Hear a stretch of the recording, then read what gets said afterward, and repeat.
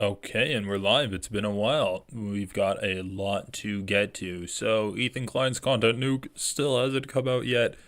Donald Trump has taken office, and this country is already a much worse place because of it. Destiny has had some allegations come out against him, and we'll see if he's getting sued or not. And Lonerbox has quit YouTube, so a lot of stuff has happened. Let's get into it. So let's just start off with the Destiny thing. It's over. And what's funny is that's not really much of an overstatement. So this is from Destiny's own community, r/Taliban. That's his subreddit. It says the Destiny situation is crazy incoming, and it's a Moist Critical video. It's a meme, right? They're like, oh, Moist Critical is gonna make a video about this. 1.1 thousand upvotes, 107 comments. And what do we have here? We are cooked, chat. To be honest, he 100% deserves to get put on blast by Charlie. Not gonna lie, I might be done watching Steven because of this. This shit is bad and could be classified as revenge porn if a lawyer is good enough at arguing. Why isn't main sub talking about it at all? Getting banned? Yes, it's banned until he makes a statement. The comments in the pin post telling everyone not to post about it seem to be staying up, at least for now. Main sub is not happy with him. Well, yeah, no shit, it looks effed up and damning. And as much as we like to joke about cultish behavior, DGG is actually decent when it comes to criticizing the horny gnome. 636 there? Oh no. I'm so sorry that I'm streaming at this time. So anyway, the reason that I wanted to bring up this post is because it seems like Destiny's community is actually kind of done with him. And at least when it comes to when they're like forcibly confronted with these allegations, they're not really protecting him at all. Let's see if they do. New Jubilee just dropped. Destiny's still getting into Jubilee videos. Let's see if we can find more. Turkey Tom interviews Erudite about the situation. We might have to watch that. Destiny. Oh yeah, so it's like Dennis from Always Sunny in Philadelphia and Destiny's homemade tapes, we'll just say. Yeah, so I guess like there was that one post, but Destiny's community is still pretty much on board, or at least the mods are doing a good job of cleaning up all of the naysayers. So let's first take a look at this video to give us kind of the rundown, and then we'll kind of get into more of the reactions and talking about how his community is trying to spin this. In this video, I'm going to tell you a story about a man. It's a story that has been replicated over and over and over in government, in show business, in business boardrooms, restaurant franchises. This time, it's about a man with a small social media empire on YouTube. A man who uses his clout and his fame to lure mentally and financially vulnerable women from his community into sexual encounters which he records and then, without their consent, shares with others. It's about how that man developed such a stranglehold over his community that no one, no matter how disgusted they are, will dare call him out for this, even when it becomes public knowledge.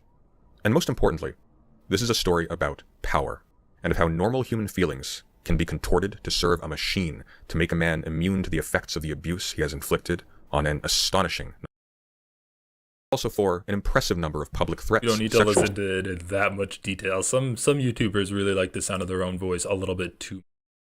Scandals, and even outright criminal actions. This recently culminated on November 29th of 2024, when an anonymous Discord and Kiwi Farms user going by the name Solo Leaks published a large repository of private messages and pornographic images and videos of Destiny with various men and women to Discord and Kiwi Farms, recordings that Destiny had shared to strangers without the consent of the people in them. It's important to note that this is not the first time that Destiny has been— Listen, the info I know about Destiny is against my will too. The guy just seems like a creep in whatever kind of context I run into him. One way you can kind of solve this issue is A, by not predating on young teenage women when you're in your 30s. I don't know how old Destiny is. And then B, I mean, just not sending out pornography of people without their consent. I guess that would be B. And then C, don't predate on your fans. Why does Destiny seems to be cultivating this group of followers simply so that he can have his like choice of women in his following to sleep with. Yeah. Yeah, we'll keep watching this video, but it is rougher than I was hoping it was going to be. I don't watch President Sunday, but this editing is very egotistical. The subject of a large sexual scandal involving non-consensually leaked intimate material.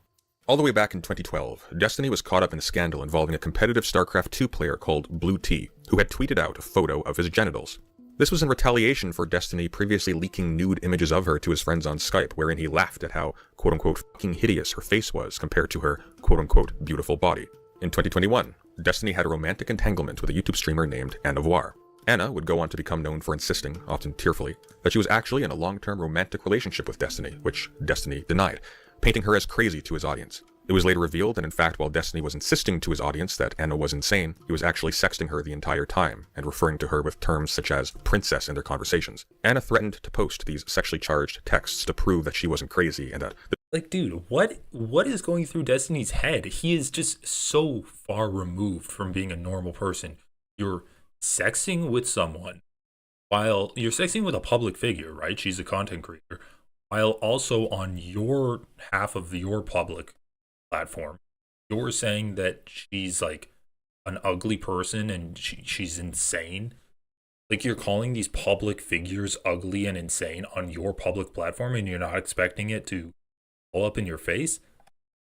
He's just such a weird guy. He's such a weird guy. He's so gross. He's like a remnant of the edgy gamer era. And this is the kind of guy that we have representing liberals, like liberalism on Jubilee. This is the best that we can do for like the public mainstream debaters.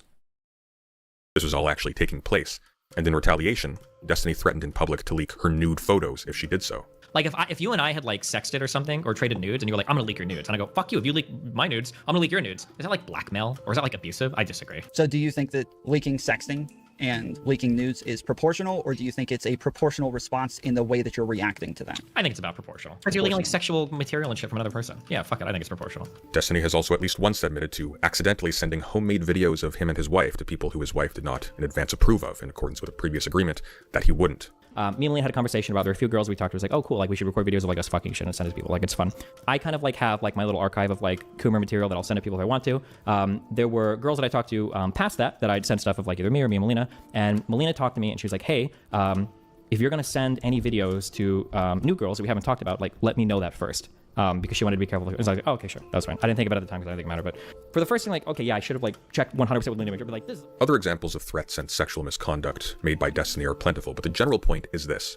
Destiny has a very bad history when it comes to sharing intimate material of people that he is sexually involved with without their consent, and of using the threat of their release to keep people in line. If this brings a certain Diddy to mind, you are not alone. Like with Diddy, Okay, when people speak. Just gotta pause it here too, really quick. So, like, Destiny is sending sexual materials to his fans as, like, rumor material that they can share with each other. That's extremely weird. And I did listen to Hassan today, and I listened to Hassan talk. And Hassan was talking about how, like, Destiny is forming a sex cult. And I'm like, that seems like a little far, right? But I hadn't watched this, President Sunday video, and I hadn't gotten all of the context. But if Destiny's actually like taking female fans that he wants to have sex with and then using those sexual encounters to document like his prowess, right? And then he has that footage and he thinks of it kind of like a middle school, right? Where you kind of like Matt Gaetz and that kind of like frat bro rape culture type of thing, where Matt Gaetz will pay like an 18-year-old girl for sex, record it, and then show it off to the other Republicans in Congress and be like, look at what I just hit, bro. Look at what I did last weekend. And he's like, thinks of that as kind of like a kind of badge of honor, like a medal that he wins through his sexual exploits. And Destiny's using that as kind of a way to show his power, right? So it really does kind of seem like a sex cult where Destiny's using sex as a kind of a tool to demonstrate his power in front of like the male fans, and then also using sex as a way to elevate female fans too. Really, really gross. And Destiny is not the guy that I would expect to be running a sex cult just from looking at him. But I guess that's kind of what sex cult leaders usually are. They're probably not the most conventionally attractive people, otherwise they wouldn't need to be running a sex cult. Speak out about Destiny's misconduct, the responses vary from silence to dismissal to outright threats of exposing their intimate information and media. Unlike with Diddy, these aren't just allegations, we have the receipts. In 2023, Destiny's wife Melina publicly separated from him. In response, Destiny went on stream and indicated multiple times that he was confident that Melina would not leak any unsavory details about the relationship to the public because he too had compromising information on her and logs that would seriously harm Melina's reputation if they were revealed. Whereas, since his reputation around relationships was already so low, he would be effectively immune to the consequences. Why do you think that she isn't going to leak or talk shit? Melina will not leak or talk shit about any of this because she knows that everything about this makes her look like a f***ing satanic demon. She knows that. She's threatened it a million times, like, I'm gonna start leaking everything. Oh, yeah, let's go. Okay, if you really want to, holy f***, because my reputation is already zero in regards to our relationship. Everybody thinks I'm a horrible piece of shit. We want to start leaking shit, we can do it. Fast forward to November 2024. Due to the solo leaks, it has come to light that Destiny has been sharing intimate private messages, nude images, and pornographic videos with a 19-year-old OnlyFans creator called Rose, who he was sexually interested in at the time. Rose leaked these to a Discord and Kiwi Farms user called Solo Leaks, who may for all we know be Rose herself, who then published them to Discord and to Kiwi Farms. These leaks included intimate romantic and sexual DMs between Destiny and Lord Southern, who Destiny had long denied being romantically involved with while she became increasingly present in his public personal life and on stream, despite being publicly at odds with each other politically on the surface. Destiny even once described her activism as involving, quote-unquote, drowning refugees. These DMs revealed that in fact, Destiny and Lauren Southern had been mutually declaring their love and admiration for each other, including expressing intentions to separate from the— Okay, I'm sorry, I need to read this screenshot. Jesus Christ, dude. I'm starting to think all of the collabs that Destiny does with other media figures is only a sexual thing for him. And it brings me back to the Adam Friedland podcast that Destiny, where he talks about how winning a debate is like doing crack. Let's take a look. My community? Yeah, or yours. Excuse male? heavily male. I think 88% was our last Nice, survey. dude. Probably heavily like white, just because it's like tech and politics and shit. And they're watching 10 hours a day. No, probably not all of them, not most of them, but they are watching probably for like an hour or two, which is a lot to consume of a person. Yeah. Yeah. You can get pussy off debates? Yeah. Do you think has a woman ever watched you like winning a debate and just becoming, have you noticed her in the... I mean, isn't dating and like fucking chicks, isn't that all kind of like a debate? Isn't that what you're doing when you go to dinner? You're like trying to make the best argument for why Yeah, but you can't win. you can't win? You debate women? Okay, so Adam Friedland kind of takes it in a different direction, right? Like, oh, you do a debate with a woman, and then makes a joke about how you're doing an actual debate and you're like making her feel bad. But what, like, I made the comment earlier when I first watched that video with Adam Friedland, Destiny, that like Destiny's not really treating women like real people. But with all of this context where Destiny is like in his position at kind of the top of some kind of weird cult like following, he's using that position to kind of convince women to sleep with him, including sending videos of other attractive women that he's conquered in the past, right? And it's like, oh, look at this woman that I had sex with. You think that I'm out of your league? Well, I had sex with her. Or like, you think you're out of my league? Well, I had sex with her. So what's the issue, right? It kind of takes on a whole new meaning, right? Where he's like, I'm going to debate these into sleeping with, which is just really gross. And also the fact that he's talking about how his position as a online debater has gotten him women in the past, where he said yes about like getting women through debates without even thinking about it, is also just extremely indicative of this really gross incestuous relationship that he has with his fan base. So let's take a look at what Lauren Southern said to Destiny. And I feel like I'm setting you're basically asking if you can argue me out of this. And I feel like I'm setting myself up for failure if I say yes. Like, obviously I chose you. I wanted to be with you. I would have gone on another date if that's what you wanted.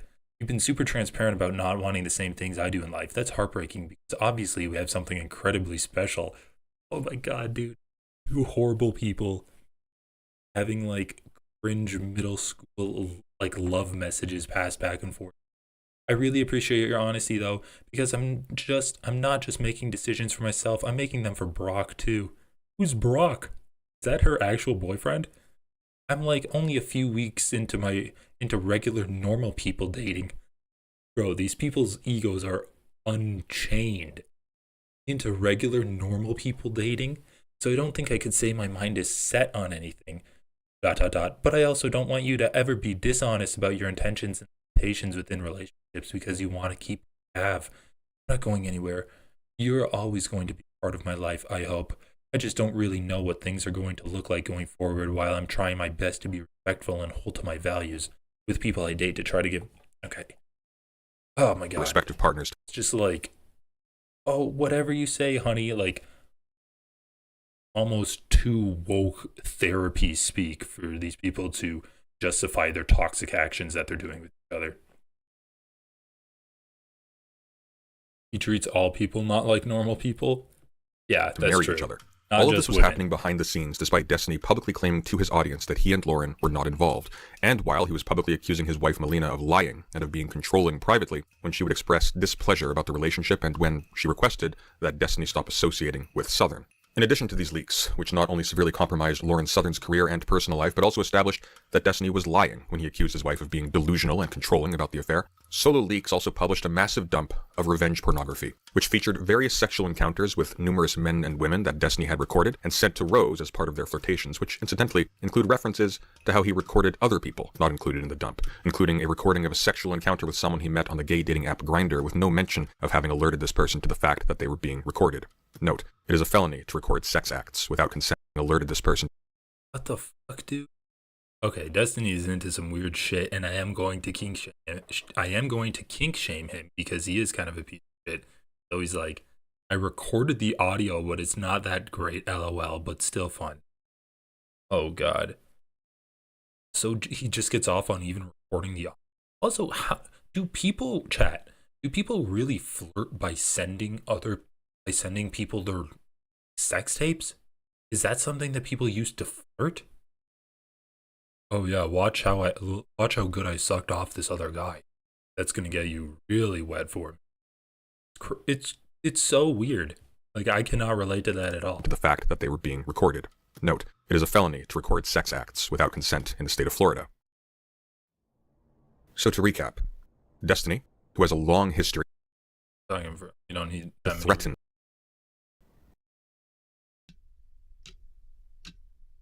Why is everyone being so silent about something that by all rights should be a massive sex and abuse scandal about one of online politics' biggest and most controversial figures? As I said at the beginning of this video, this is not just a story about a man, but about power and how power works. And it's not a story that is new. At the center of the scandal is a concerted effort by Destiny's friends, associates, and community to conceal and hide his wrongdoings by any and all means.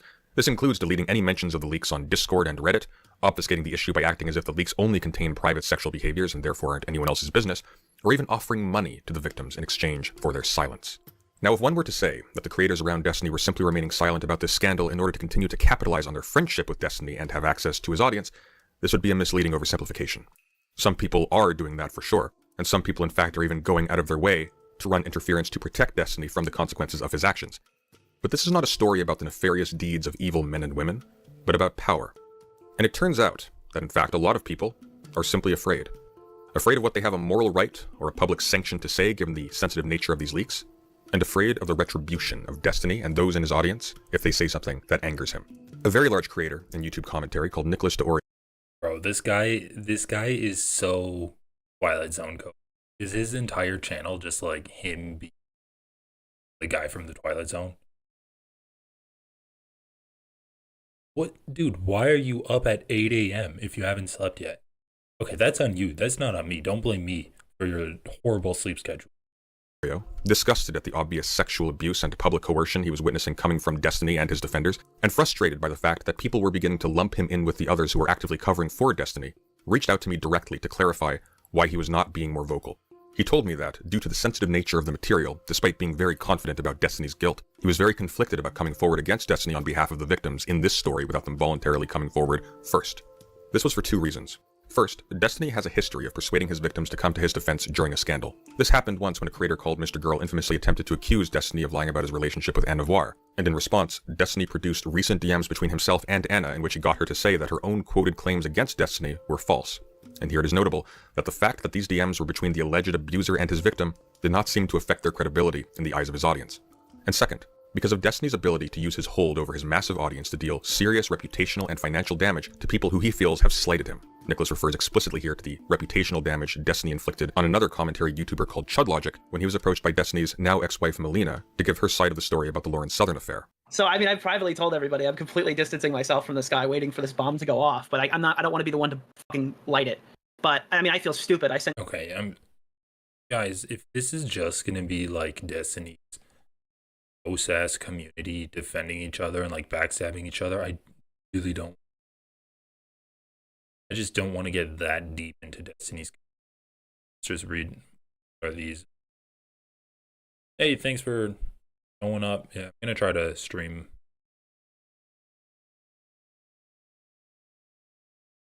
Nazi Erudite was telling the truth when she said she was communicating on behalf of the victims, because as a bit from the reputation of Destiny by whom she was employed. When pressed on this, Nazi Erudite promptly terminated the conversation. But it turns out that Nazi Erudite was telling the truth when she said she was communicating on behalf of the victims, because as it turns out, she was from very early on the primary middleman negotiating the price of their silence. Enter Pixie. Pixie is a tiny streamer who, like Destiny's wife Melina, was visually identifiable in the leaks. Pixie had been working closely with Destiny since she turned 20 years old in 2019, and in addition to appearing on stream together regularly, Destiny also got her involved in paid positions organizing for canvassing projects like with... Okay, it is important to cover the Pixie section of the drama because Pixie is actually the one suing Destiny. So we'll pick up from this section. Progressive Victory, who he partnered with in 2024, and she would accompany him multiple times to large podcast appearances such as the Whatever podcast, which he would pay for her to be flown out to. Pixie had, for a very long time, repeatedly tried to present herself as an example of a woman who could succeed as a part of Destiny's orbit without being a member of his oft-rumored harem of women who offer him sexual favors. Islamic society is inferior to yours because our men oppress us, but you can't even stop your women from fornicating with dogs. You want to know why Western birth rates are so low? It says, I always find posts like these funny because Destiny literally had a reputation of having a harem for a while. God, that's not a good reputation. That is supposed to be a good thing in her mind. This woman's already cooked. Even before she got, I guess she's like brainwashed by Destiny at this point already. In exchange for exposure and stream time. In light of these leaks, that image has obviously been shattered, and she has received the brunt of negative reactions to the scandal, since people who hate Destiny and hate the politics of the people in his group are eager to laugh at the hypocrisy of one of them, even if it means joining in the mass harassment of someone who is in fact a victim of revenge porn.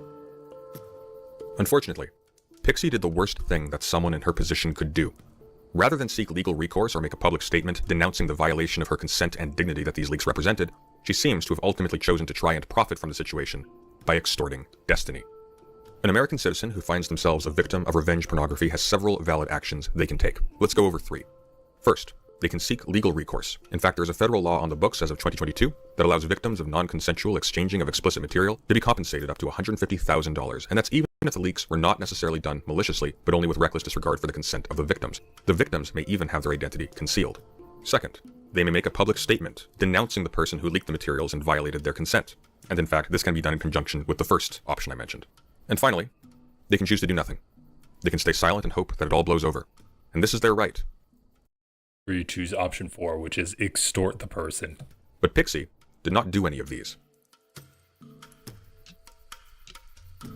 In an exchange that I have learned has since been circulated among the entire commentary community on YouTube and virtually everyone in Destiny's circle, Not So Erudite can be seen haggling with Pixie over the amount of money that would be appropriate for Destiny to pay her to not involve the court system or to denounce him publicly. First, Pixie uses the implicit threat of her impending suicide and a scheduled note announcing it to pressure Destiny to pay out a significant sum of money, and then later switches to vague threats of public denunciations and legal action. Meanwhile, behind the scenes, her friend Straight Raid was colluding to advise Destiny to offer to help her financially as penance to stave off her threats of self-harm. A situation that would obviously be a reputational disaster for Destiny. Note, Straight Raid has also explicitly said that she did not consider the situation serious enough to warrant a wellness check. As revealed in earlier DMs between Pixie and Destiny prior to this conversation with Not So Erudite, Pixie and her friend Straight Raid had used the specter of her impending suicide to alarm Destiny enough that he would be receptive to suggestions of financial compensation. Apparently, Pixie was hopeful from the beginning that she could get as much as a $1 million payout from Destiny, which Straight Raid had to repeatedly talk her down from. The condition of this financial compensation is, of course, Pixie's continued silence. This would seem to imply that Pixie's decision to not go public is not because she is afraid of the repercussions, or else she wouldn't be threatening Destiny directly with legal action or public denunciations, but because she wants to profit personally off of extorting Destiny, who also, it must be remembered, is a victim of revenge porn. Destiny may be the one responsible for the leaker having the images in the first place, but he shared them recklessly, not maliciously. And of course, he has endured public humiliation as well for this. Destiny's close friend and podcast co-host Dan Saltman, the CEO of Redact, had also reportedly gone behind Destiny's back to advise Pixie to make financial demands of Destiny, as well as to ask her to dissuade Destiny from taking legal action against Kiwi Farms for hosting the leaks. Pixie has since said nothing publicly. There has been no evidence of legal proceedings being pursued, and she has seemingly ceased communications with the people she was previously working with, instead posting on X about taking the LSAT in pursuit of law school. It appears as though her attempt to extort Destiny has probably paid off, albeit at the expense of every other person Destiny has victimized in the past and will victimize in the future. And so we can see the circuit completing itself. Destiny seeks out vulnerable women in his community who are enamored by his fame and success. He engages them intimately and records the interactions. Then he hoards these recordings and he shares them with reckless abandon, even occasionally threatening their release if the people in them do something to displease him. And when finally, the obvious result of recklessly sharing these intimate images with strangers occurs and they are publicly exposed for all to see to the detriment of these people's reputations, mental health, and safety, he is able to buy off his victims and use their purchased silence as moral ammunition to shut down anyone who would try to hold him accountable for what is clearly grossly unethical conduct. Destiny, and the web he has created around himself, is creating victims, and if it is allowed to continue, it will create more. I urge everyone to pay attention and to warn people about the danger they are putting themselves into by engaging with Destiny and his community. These are people who have been handpicked for their willingness to not just remain passive in the wake of intimate and potentially life-ruining abuse, but to also become accomplices in silencing the victims. And the victims are also selected, either for mental illness, allowing them to be easily construed as hysterical or deceptive when they complain about their treatment, or for financial vulnerability, allowing them to be easily paid off by Destiny for their silence. Thanks to certain individuals revealing to me the extent to which people are knowingly allowing or even actively taking part in the system. Okay.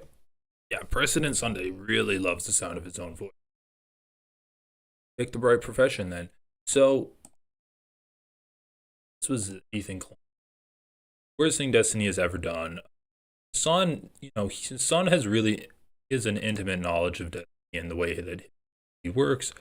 Once again, we went over this Adam Friedland show episode a little bit just to kind of get the recap of what Destiny talks about in terms of him using kind of his power as an internet debater to get women. So it's kind of like, it is kind of like a sex cult. Like, I have to hand it to Hassan for just nailing it in that regard, where Destiny will use his power as a big streamer to get women to sleep with him, and then also to get women to kind of keep their mouth shut. So let's just take a look at some more and kind of like put a bow on it. So this is the Destiny drama mega thread. Revenge, trying to stay monetized, but revenge porn plus Pixie announces lawsuit. Hey guys, this drama has been developing fast, so the mod team wanted to get a mega thread together. I will try my best to summarize the current drama and provide links to the appropriate posts. This morning, both President Sunday and Cope and Seed released hit piece videos on Destiny. Both of these videos discuss Destiny's behavior regarding his treatment of sexual partners and the ongoing scandal surrounding leaked DMs, photos, and sexual nature. Destiny has found himself in a couple of scandals regarding sharing nude photos and other materials such as sex tapes with consent of the hearing them. The main focus of this is on a woman, Pixie, who is a victim of this behavior from Destiny.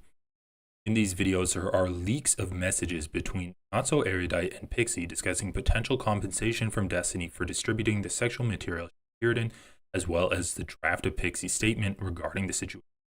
But I do think that we're right where it's like, calling what Pixie is doing extortion is not, it's like an extremely uncharitable take. And I do think that Pixie's mostly focusing on actually like punishing Destiny for his behavior and kind of exposing it and making sure that he won't do it again by taking a financial penalty from him, by making it hurt in his wallet. So let's take a look at this. The leaks of messages in DMs reveal that Destiny had to pay off one of his victims through his co-host Not So Erudite. So kind of the comparison is Ghislaine Maxwell, Jeffrey Epstein's go-between, who actually was heavily involved in recruiting the women. So not so erudite is definitely not a good person situation. So let's see, what is this? This is Kyla. Not yet, Coleman canceled. Other than that, what I mentioned, is there anything you were hoping to be brought up? I think I'm going to decide my next course of action of what to do with myself and him based on how that conversation goes. Unless if you decide you don't want to talk to him, that's okay too. Basically, I have my plan / course of action paused, and we'll choose something depending on if he has to make up / repent for the action and wants to work with me to find a way to do that. Or if he doesn't feel that way, I don't want to talk to him myself because I feel like I tried explaining what I was feeling and he didn't really understand. I also have a little anxious voice in my brain telling me to prepare for the worst because he probably won't care or doesn't care enough to willingly try to make up for his mistakes, and that means I have to start thinking of extreme / nuclear options to deal with. But I'm trying to avoid spiraling down that line of thought because I'm trying to hold out for hope. Just not to scare you, I'm 100% not going to do anything to myself.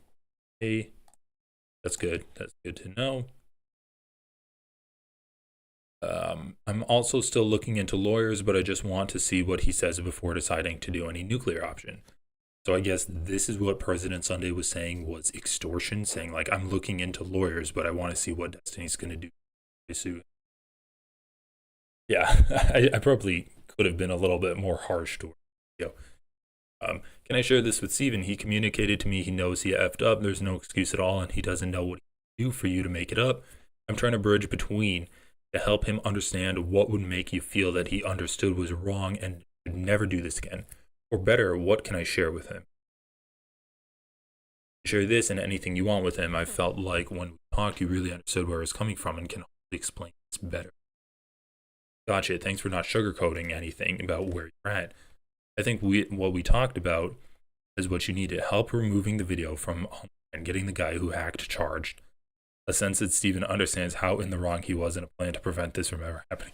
I mean, that's not really it, right? She wants to punish Destiny, on Destiny to have a sense of how wrong. Is this what you feel you need? Yeah, the only problem is number 3, because even with the removal of the video and getting the guy hacked, charged, Steven has to face consequences proportional to his actions. Okay, so she's saying, yeah, I want to get law enforcement involved.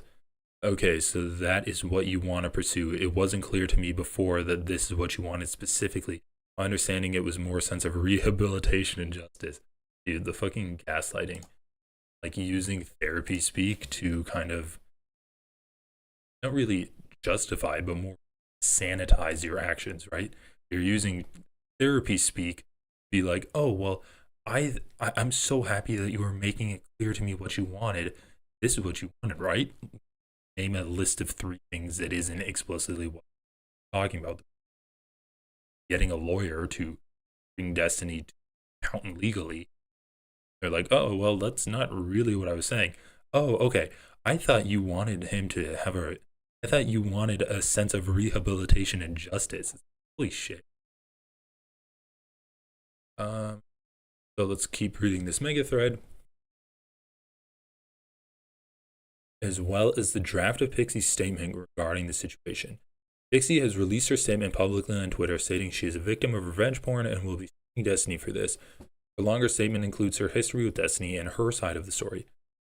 Let's just take a look at her statement on Twitter real quick.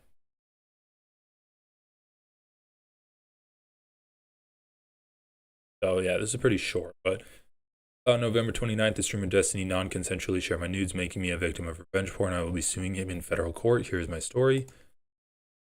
The link to my fundraising campaign. Also, if you're a leftist who has talked about the situation without so much contacting me, you owe me an apology. On top of being a victim of revenge porn, I now have to deal with people lying about my dating life and further dehumanization of me. Okay, well, I don't think I'm going to contact her just because she's not going to respond, but I also feel like I'm not dehumanizing her and making fun of her dating. Yes, he 100% without my consent sent pornographic content at me. So that's her statement. Pretty simple. This has notably been shared by Destiny's ex-wife Melina, as well as Lonerbox, who is stated to be Pixie's boyfriend. What? Lonerbox is Pixie's boyfriend? Oh shit. Oh, that's hilarious. Okay. I did. So is that why Lonerbox was quitting? Well, hopefully you're not. Hopefully the audio issue is not on my end. But let me know in chat if there's an audio issue happening. Meanwhile, Destiny's co-host Dan Saltman would appear on Turkey Tom's Tom Dark live stream to discuss this. Destiny responded in a post on his subreddit and has been cross-posted here. Okay, so let's check out the Turkey Tom and Dan Saltman. Dan calls to Turkey Tom to clear up his interactions with Pixie. Come on, guys, be nice to Loner.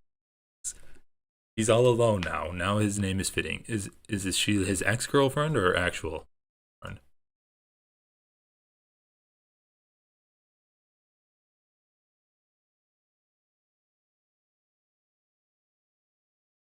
I don't know if everything you're sending me in DMs is stuff you want me to leak, but yeah, we can have a chat if you want. He's calling. Hello? Hey, what's up? Hey. I did watch that beat. This is 10 minutes long? Okay. So, kind of a crazy day, huh? Yeah. There was like a good meme that was posted, but probably without. Anyways, yes. I don't know. The whole thing is really fucked up situation. I don't understand why where this thing came from. As I said, I talked to Pixie one time.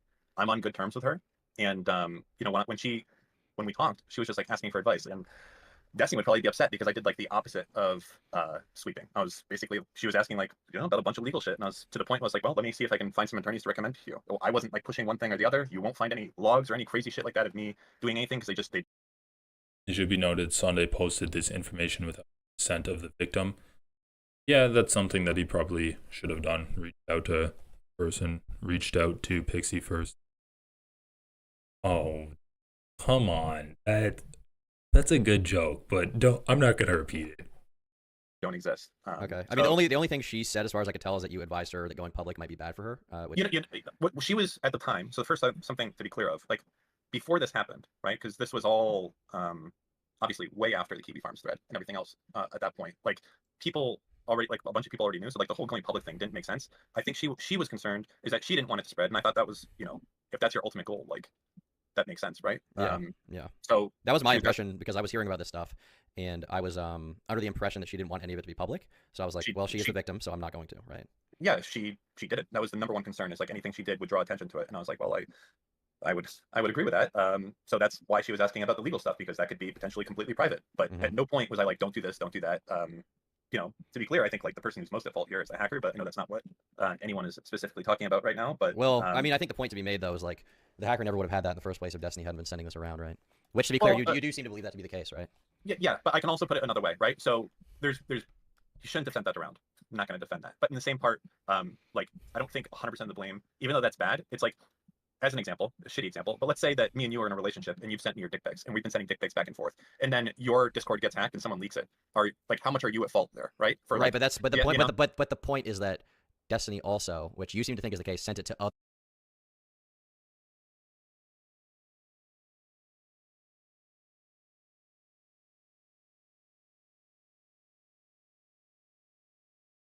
people outside of the relationship. It's more like if you and I are in a relationship, and I've seen your cock, and I send it to Nicholas Diorio, and Nicholas Diorio gets hacked. At which point you find out I've been sending pictures of your cock around.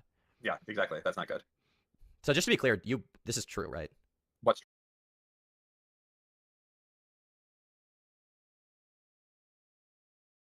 true? That he leaks her nudes without her consent.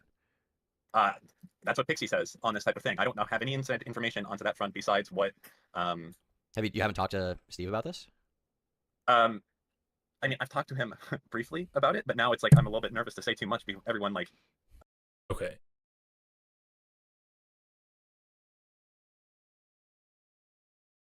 God, is my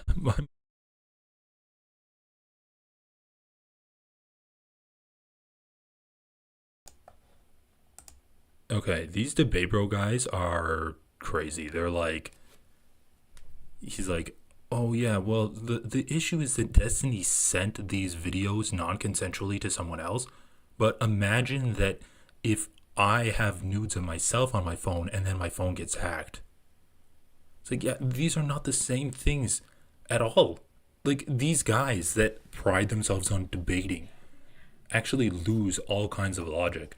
Like, okay, so he's just calling in to kind of haphazardly defend Destiny in any kind of way that he can think of. Obviously, like, the defense isn't a good defense because there is no defense of what Destiny did. Let's finish this up. So we have here Destiny responded in a post on his subreddit. So this is a funny post. Legal arc beginning in mysterious ways. Such wow. What does wow mean? Is that like war of words or something? All right, let's read what Destiny says. Sometime in November, extremely sensitive and personal material of mine was leaked. This affected not only me, but many people in my life. I want to be clear, the leak happened without my knowledge, consent, or authorization. I never had an intention for any of these images to be published. I haven't spoken out publicly regarding this situation for a few reasons. I'm actively pursuing criminal and civil litigation on these matters against multiple parties. Speaking publicly about these materials brings more attention to them, which harms all of the victims involved. I've been trying to move on from covering drama content as it has had an increasingly negative impact on those in my... Okay. No one told me that Destiny was a comedian. Destiny's trying to move on from covering drama content. Okay, that's it.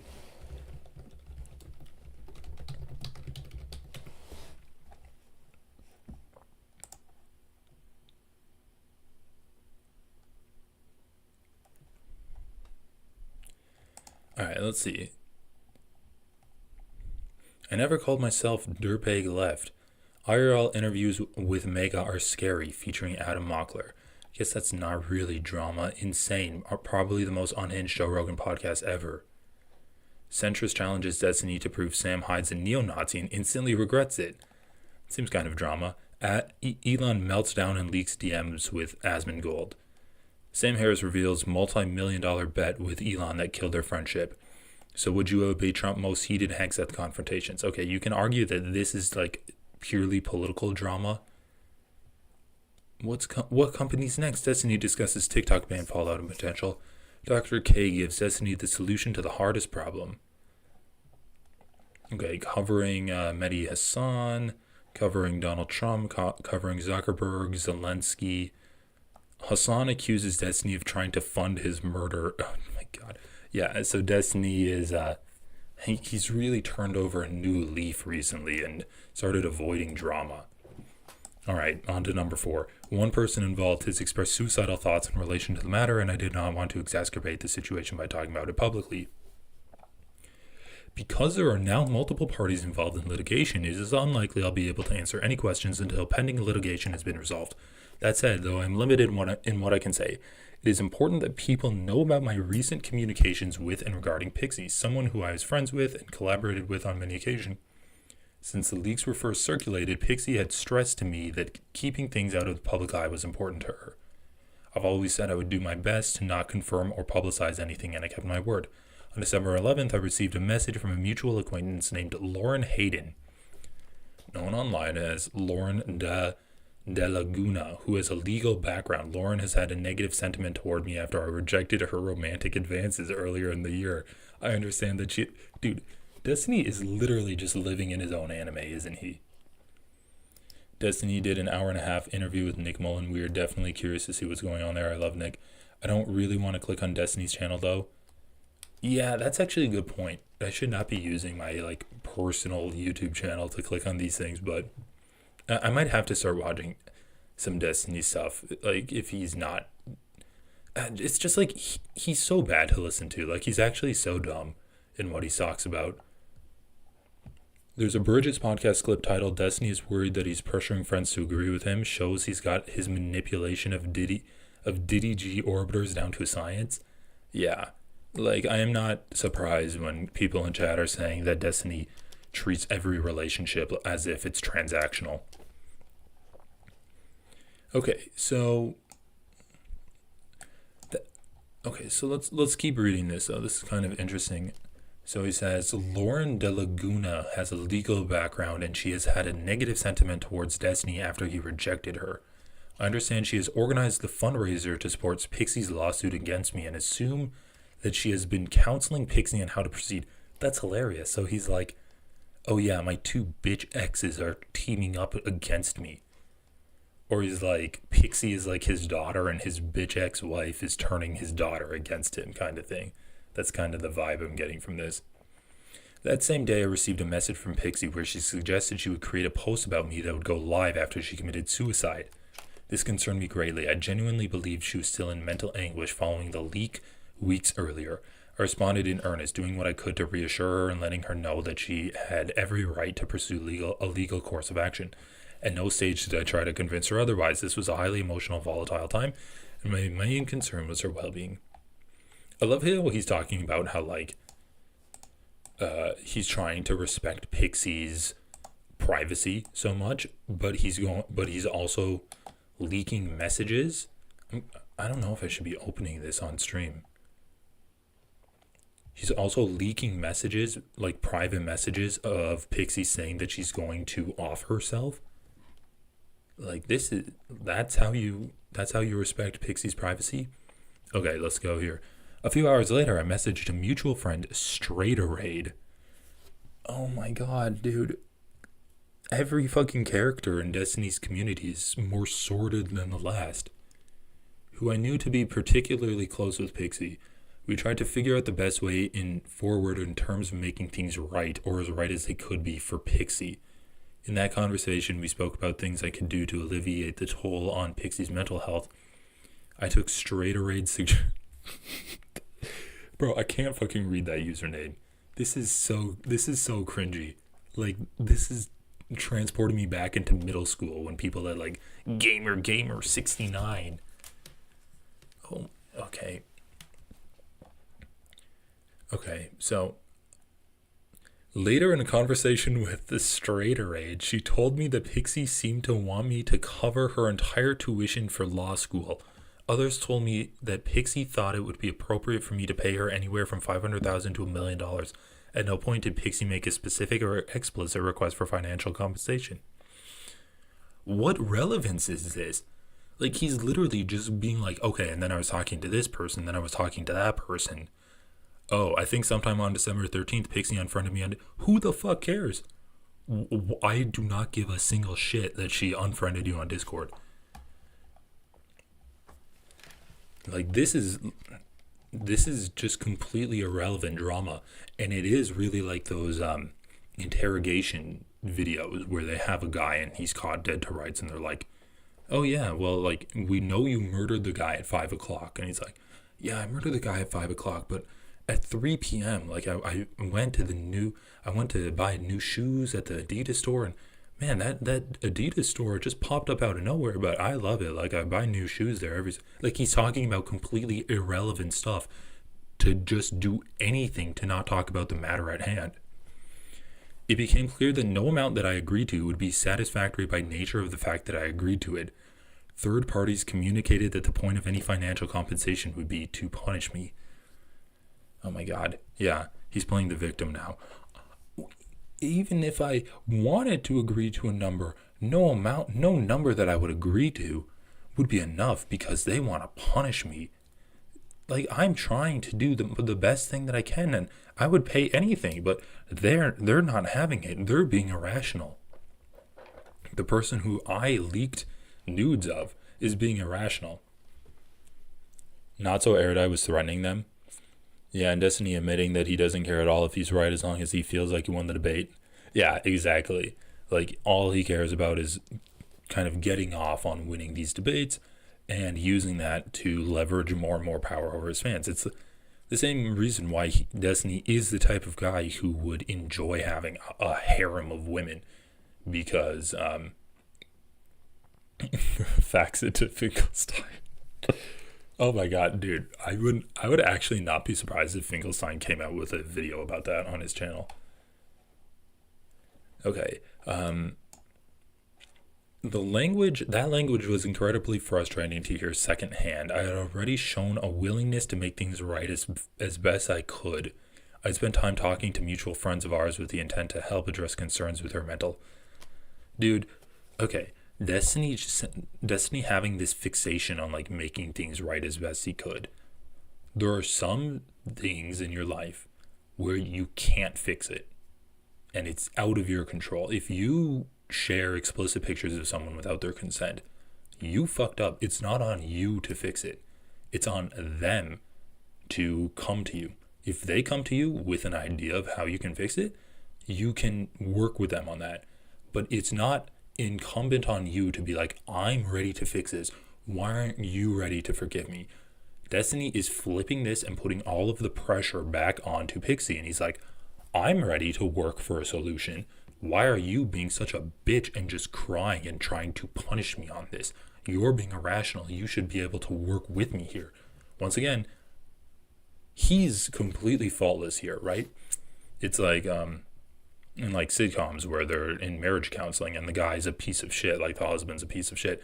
But as soon as they get in front of the counselor, the husband's all like suddenly all ready to work towards a solution, and he's listening and he's willing to put in the effort. And it's like, that's not the person that I get at home. When Destiny gets called out on something, suddenly he's Mr. Congeniality. He's working with all of these go-betweens to help try to make what he did wrong correct. And when his victim is not having it and is like, nah, you actually can't fix this. You fucked up and you need to, I'm gonna fucking punish you. I'm gonna take you to court because you fucked up. There's nothing you can do to fix this. I'm gonna sue the shit out of you for breaking the law and turning me into a victim. Suddenly, like, he doesn't have that power anymore, and he's freaking out because of it. Okay, so at this point, I just tell people close to me that if Pixie wants to pursue legal actions against me, she's always free to do so, but I don't feel comfortable talking to her or about her until at the very least my current legal actions have run their course. It has been brought to my attention that Pixie now tried to re-add me as a friend, but I've ignored these requests. That's so funny. Oh, but now she wants to re-add me as a friend. I've never told anyone what they can or cannot speak about, and I've always felt that option open to them, despite what some people have said. I've never threatened Pixie with litigation or NDA'd anyone. My goal was to respect the wishes of the people who have been affected by the leak. Pixie's now stated her intention to sue me and is fundraising for that. I do not believe I have violated any laws, and since Pixie has made clear what she wants to do, I will have to let the evidence and legal filings speak for themselves. It is unfortunate that it has come to this, but it means that all communications with her or Lauren, who may or may not be representing her, will have to be through counsel. Okay, so literally, just this last paragraph is all Destiny needed to say. All of this is completely irrelevant, and the only reason Destiny included like these 8 paragraphs is to try to paint himself as the victim and say that I'm such a good guy, but this bitch is completely being irrational and wants to sue me just because of this irrational want to try to punish me. Like that's what Destiny's doing, which is not very surprising. How long is this video?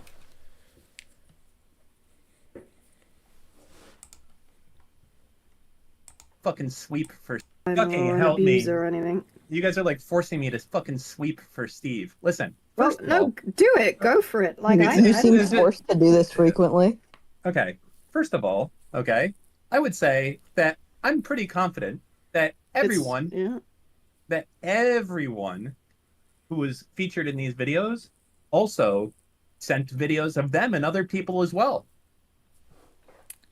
But nobody talks about that. Okay, that's so funny. So obviously it's just like the classic whataboutism, right? It's like, oh, Destiny did something illegal? Well, other people did illegal things too, but no one's talking about that. Okay, let's read about the updates. Another former collaborator of Destiny's, Cherry, has also alleged to be a victim of the same behavior, follow-up tweet, and a link to a comment thread with screenshots.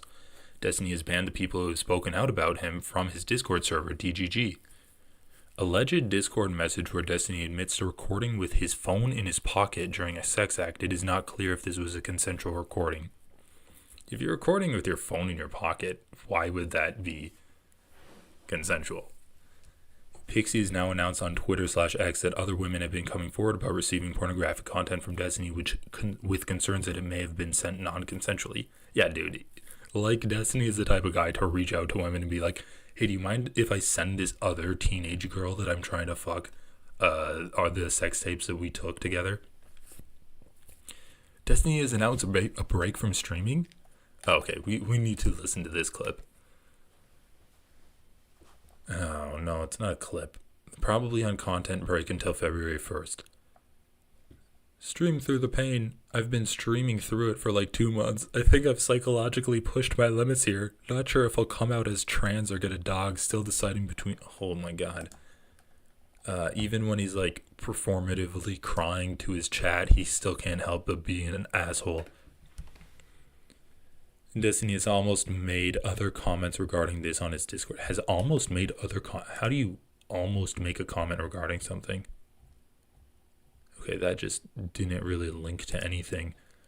r/Destiny moderator makes a statement on the state of the sub. Yeah, women are they're famously receptive to the requests of, oh yeah, you want to send a video of us together? Go for it.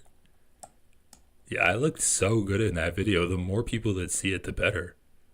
Okay, I'm not reading all of this. Like, fuck that moderator. Cherry has announced that she's making a police report and pressing charges against Destiny and linked a comment containing a screenshot of tweet. Damn. Not So Erudite released her statement regarding her involvement in all of this. A post discussing this here is the link to her tweet. And Cherry has responded to NSE's statement and screenshot in this comment. Turkey Tom has now released his interview with Not So Erudite. Tangential to the drama, President Sunday's hit piece also included a portion of a phone call he had with Nicholas Diorio. Nick has addressed his feelings about this on Twitter, stating he believed the call to be private and stating he only had been warned the night before the video drop. President Sunday would go on to release 2 more videos containing phone calls with Nick. And another, we also had a clip of Hassan discussing Destiny and revenge porn recently on the subreddit. He created a Google Doc containing and discussing the screenshots. Damn, bro. Okay, I kind of want to see the Not So Erudite interview. And then let's see the Not So Erudite statement.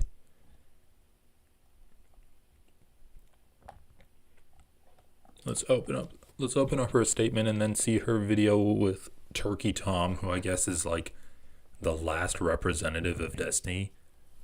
Dan Saltman's been banned from Twitch. Lonerbox is on hiatus. Destiny's on hiatus. Not so. Ethan Klein, he's probably going to make... We'll see Ethan Klein's reaction to this and then get into his podcast. My statement with the info so far, my opinion will update as information is made available. I have little info on new claims and my opinion will continue. What is this? I learned of the allegations Cherry made yesterday. I support her and Pixie's decisions in the lawsuits charges. I've paused Bridges releases, cancel guests, and will evaluate business relations as I learn more. I asked Steven for information, but he's uncomfortable sharing due to legal involvement. Yeah, I know. Yeah, like, how... It's just shocking that, like, all of these people that are fucking scumbags, like Lonerbox and Dan Saltman, and even Ethan Klein. Like, I think Ethan Klein's kind of a shitty person after covering him for a few months. And they're all, like, tangentially or even intimately related to Destiny. Oh, I love this. This is the, my reception's breaking up. Like, you crinkle like a sucker rapper into the phone. Oh, I can't hear you. My reception's breaking up. I'm on a road trip with bad reception. Bro, you chose the wrong time to have a fucking road trip. I'm on a road trip with bad reception. Everything dropped yesterday and I spent the morning trying to make sure Pixie was okay and to figure out if she was comfortable with me contacting her. I wasn't willing to say anything until I spoke to Pixie and clarified where she was at and what she was comfortable with. If I wanted to protect my image, I would I would try to drop a statement ASAP. Yeah, but I'm on a road trip with bad reception, so it's just difficult for me to make a statement right now. Dude, this is so good. This is so good. Okay. All right. Well, Twitter's a cesspool. What is the All right, let's close some of these tabs here. So this is Pixie's statement that we covered. This is the DMs. This is the Destiny statement. Oh yeah, Dan Saltman talking with Turkey Tom. A Pixie's draft statement. I wanted to see the Turkey Tom interview with Not So Erudite. Oh, I opened it up already.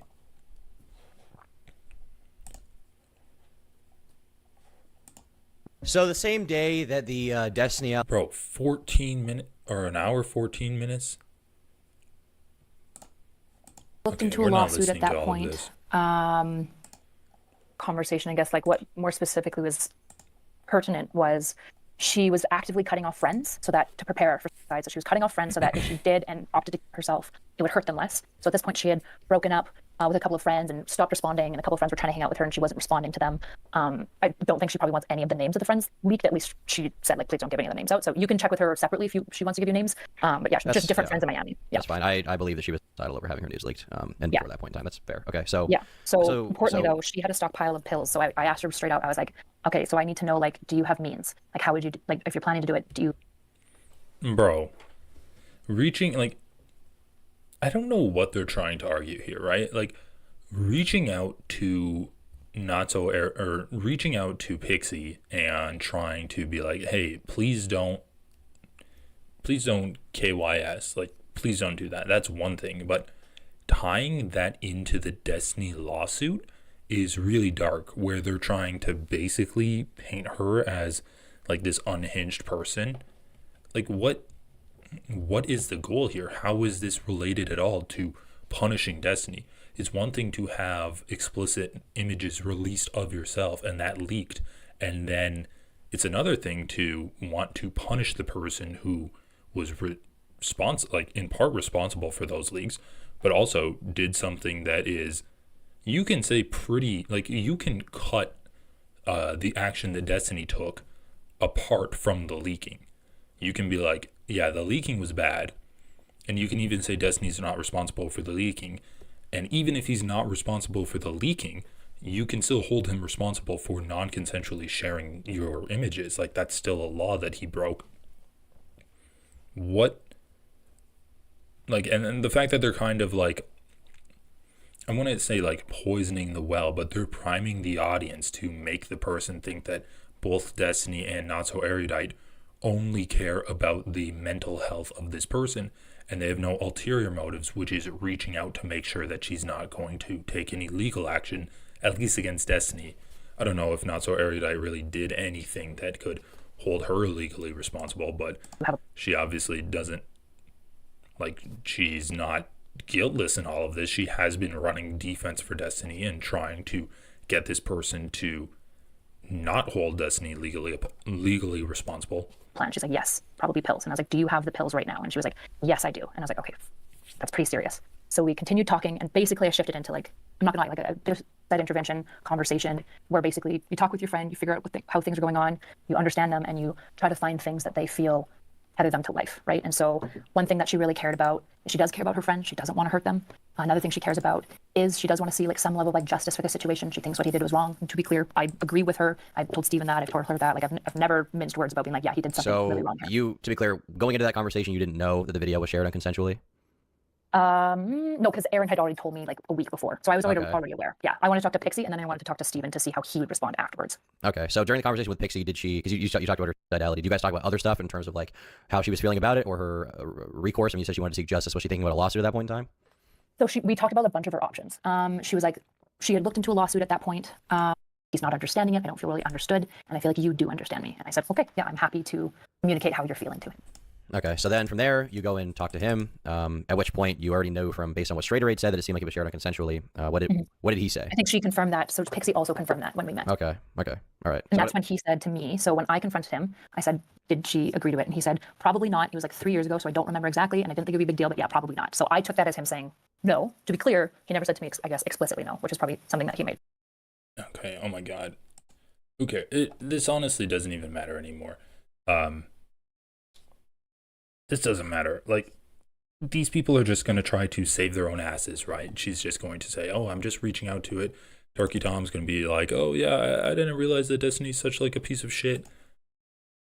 Oh my god. So yeah, Destiny's just like a pretty gross guy in general, and his community is kind of falling apart, which is a good thing. The less that Destiny streams, the better it's going to be for kind of everyone else online.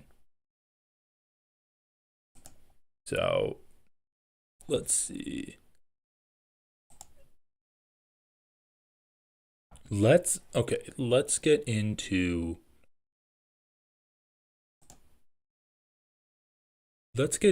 the new Ethan Klein segment, just because I think it's hilarious.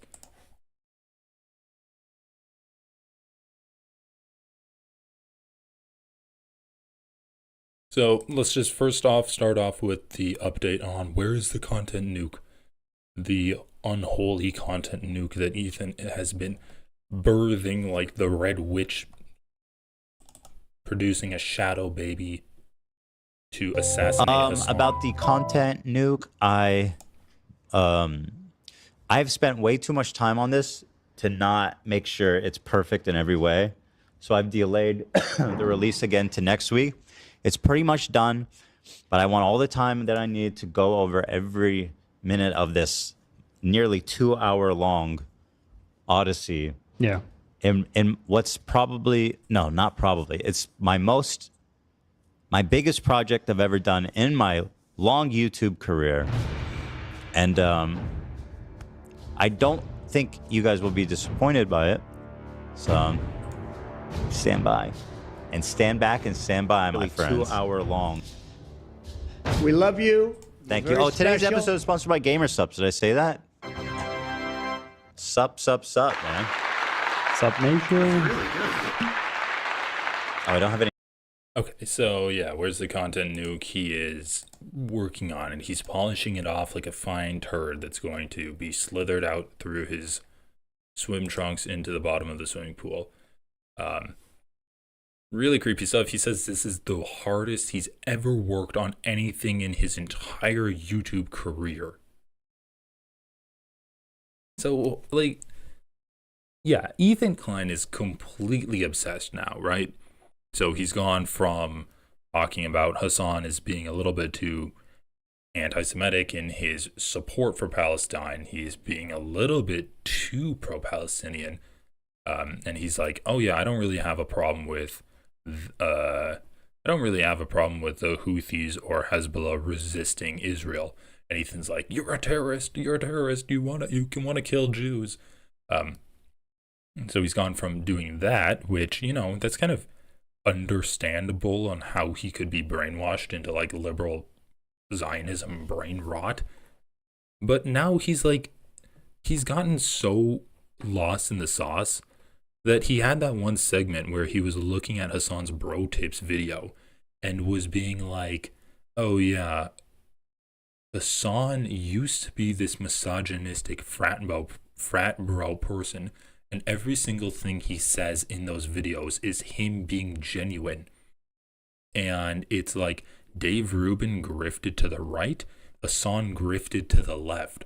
So Ethan is now so far lost in the sauce that even after having explicit conversations with Hassan, where he talked about the bro tip videos and talked about they were parodies that Hassan was embarrassed by because the parodies didn't really land and they just caused more confusion than they actually took aim at the conservatives that Hassan was trying to take down. Ethan was saying, yeah, even though you said those were parodies in the past, I'm choosing to believe now that I hate you, now that I've decided I hate you, that you actually believed those things. You actually were a conservative frat bro douchebag, and now you've just grifted to the left. So Ethan's saying that. He's also being anti-leftist. He's being anti-communist, anti-socialist. He's making fun of Comrade Casey, saying that, oh yeah, if he lives in his parents' basement, so of course he's a communist, right? Or of course he's a socialist. Dan's like, well, I'm a socialist. And Ethan's like, well, you're not a real socialist. And even with Marx, he's like, Marx isn't a real Jew. Marx doesn't Marx didn't value his Jewishness at all. He was a communist. So yeah, he's just like really gone off the deep end in these last few months, and really let his freak flag fly with how hateful he is towards this community that he spent a lot of time cultivating. Yeah, editing out proof.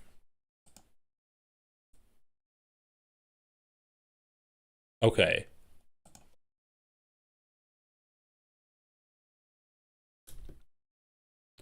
Just talking with another content creator and seeing if he wants to hop on right now.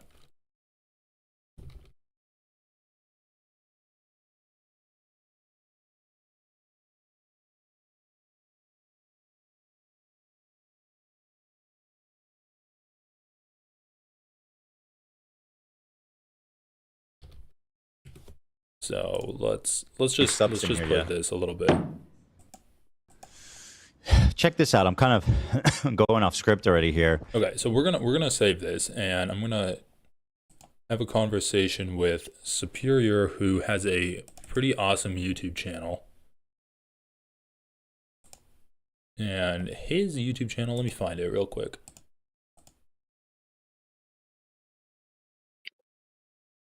Hey, how's it going? How are you doing? Hey, I'm doing pretty good. Can you hear me? Yeah, I can hear you now. Okay, perfect. Okay. Let me turn down your volume so I don't get confused here. Okay. Oh, yeah. Hey, how you doing? Good, yeah. I'm happy that we can actually hop on. I think we have about like 150 people watching right now. So do you want to just introduce yourself, your channel, and then maybe like a bit of background about yourself? Yeah. My name is Jerome, aka Superior. I run a podcast, Power to the People podcast, for about 2 years now. I'm a democratic socialist. I am 37 years old, Black, African American, and pretty upset right now. So, like we were kind of talking in the Discord, kind of about like those who didn't vote and kind of what we're seeing happening to a lot of Hispanic families today. It's kind of Yeah. upsetting. So that's kind of where I'm at right now. Yeah. So, what have kind of the conversations that you've been having in your Discord been? Because I know that you have conversations like pretty regularly. Have you been having people coming in and being like, "Nah, I'm fine not voting. Like it's not actually an issue, or you're blowing it out of proportion"? Yeah, and it's kind of like a evolution in my own perspective of it. Because like I told you before, I was kind of in that mindset, like, if you don't vote, then I guess that's your choice, and yada yada, that same, stuff that people want to hear. But now, like with a few individuals in my Discord, some of them are anarchists, so they're kind of a little bit more extreme on Yeah. some areas, and just kind of having the conversation, especially during the election and after, kind of like the effects of people not voting, and trying to wrestle with some of the I would say used to be logical reasons, but after what I'm dealing with today, I honestly don't see a logical reason for not voting, knowing what was the alternative, knowing that this person has been saying crazy things, all these threats that he wanted to do on day one. We seen this coming for 4 years, and people thought it was a joke. People literally wanted to F around and find out, and we're finding out now. So now it brings a whole new perspective to me on voting. So yeah. Yeah, and what, like, what were your when would you say that your perspective changed, where it's like, oh yeah, it doesn't really matter who wins, to holy shit, Donald Trump is actually kind of unhinged, and I gotta vote for him. Like, even if my vote might not matter on a grand scale, I still feel myself that I gotta vote, and I have to encourage other people to vote. I don't know what state you live in, if it's a swing state or not. Yeah. Like, have you ever considered voting third party, and kind of like what has your voting history looked like in the past?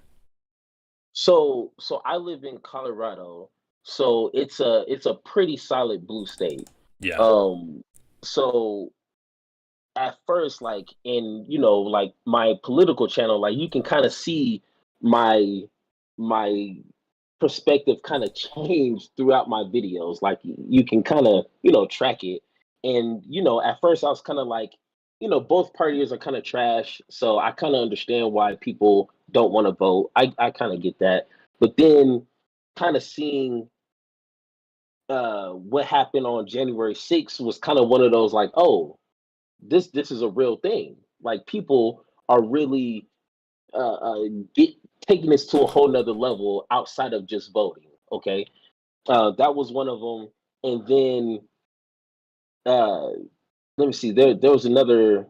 I guess kind of like when it got closer towards election, probably like a year out. Just kind of the rhetoric that Trump was kind of going with a lot of the extreme, I'm gonna do this, I'm gonna do that.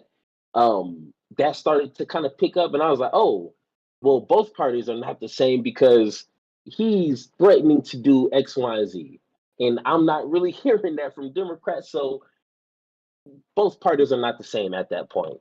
Yeah. And then, of course, after the election, it's like, oh yeah, like now it's kind of too late. You can't return your purchase. Is really no going back. So now I'm like, oh, voting does matter, and I can't give excuses to people who don't want to vote, especially if you live in these swing states.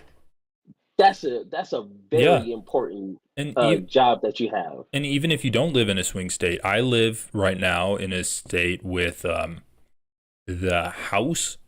Like, I live in Minnesota, and in Minnesota, the House. Minnesota is a solidly blue state. It's like voted Democrat in pretty much every presidential election, and I guess since the party switch. But even in Minnesota, like, the Minnesota House and Senate are evenly split 50-50. There's, I think, like 33 Democratic senators, state senators, and 33 Republican state senators, and one state legislator won by 14 votes. And it's like, even especially on the local scale, one vote can have a huge impact, and one person taking initiative and getting people to actually go out and vote can also have a huge impact on your state. And having a blue state house and a blue state senate is really important. And then we have one chatter that says, I don't know if you can read my chat, but my mom voted for Trump, and she still doesn't believe he's going to actually do the things he's been talking about doing / now actually doing. It's delusional. So yeah, I think that a lot of people that voted for Trump are kind of in that same boat. Is that kind of the vibe that you're getting from people that you've been talking to? Yeah, I don't have the chat open, because I don't want to kind of get sidetracked, because I don't want to, yeah, it's probably a good I would idea. kind of go off on but my chat is pretty chill. I feel like I'm kind of proud of my chatters. That's cool. Yeah, I'm kind of like, I don't understand why people don't take people for their word. Like he's been saying this same thing for 4 years when he tried to overtake the election. Like, he's been on this since day one. So I don't know why people would still want to, like, give him a chance to do something like this. Like, why would you even want to entertain the thought of someone getting into office after all the crazy things he's been saying? You know, like Right. even if he enacted half the things, the crazy things he wanted to do, that's still half too much. You know, so and we're seeing that today, like, some of these ICE raids just literally taking people out of their house, picking them up from work, and like they're in the middle of their construction jobs. You know what I'm saying? Like these are people that are being counted on from their family. And I don't know your situation, but like if that was to happen to me and my family and I was to have gotten picked up, like that would destroy my family. Like Right. literally destroy it. So like I can't imagine being someone, especially in these swing states, not voting and being okay with that. Like I'm literally to the point of saying like this is your fault by every stretch of the imagination. There's no ifs, ands, or buts about it. Like Yeah, it's you hard to hold say. responsibility. It's really hard to say because on the one hand, it's like Donald Trump was threatening to do pretty awful things. Both like his rhetoric was to do awful things, and so many people, even people that so many people didn't believe him. Like I think there's a good amount of people that voted for Kamala Harris that actually didn't believe that Donald Trump would get into office and rescind civil rights legislation from like the 1960s. Um, and then there's people that there's the people that didn't vote for either candidate and they're like, nothing changes either way. And those people I think are they obviously are misinformed is the most kindest way of putting it. But then there's also the people that voted for Donald Trump and didn't think he would do the things that he said he was going to do.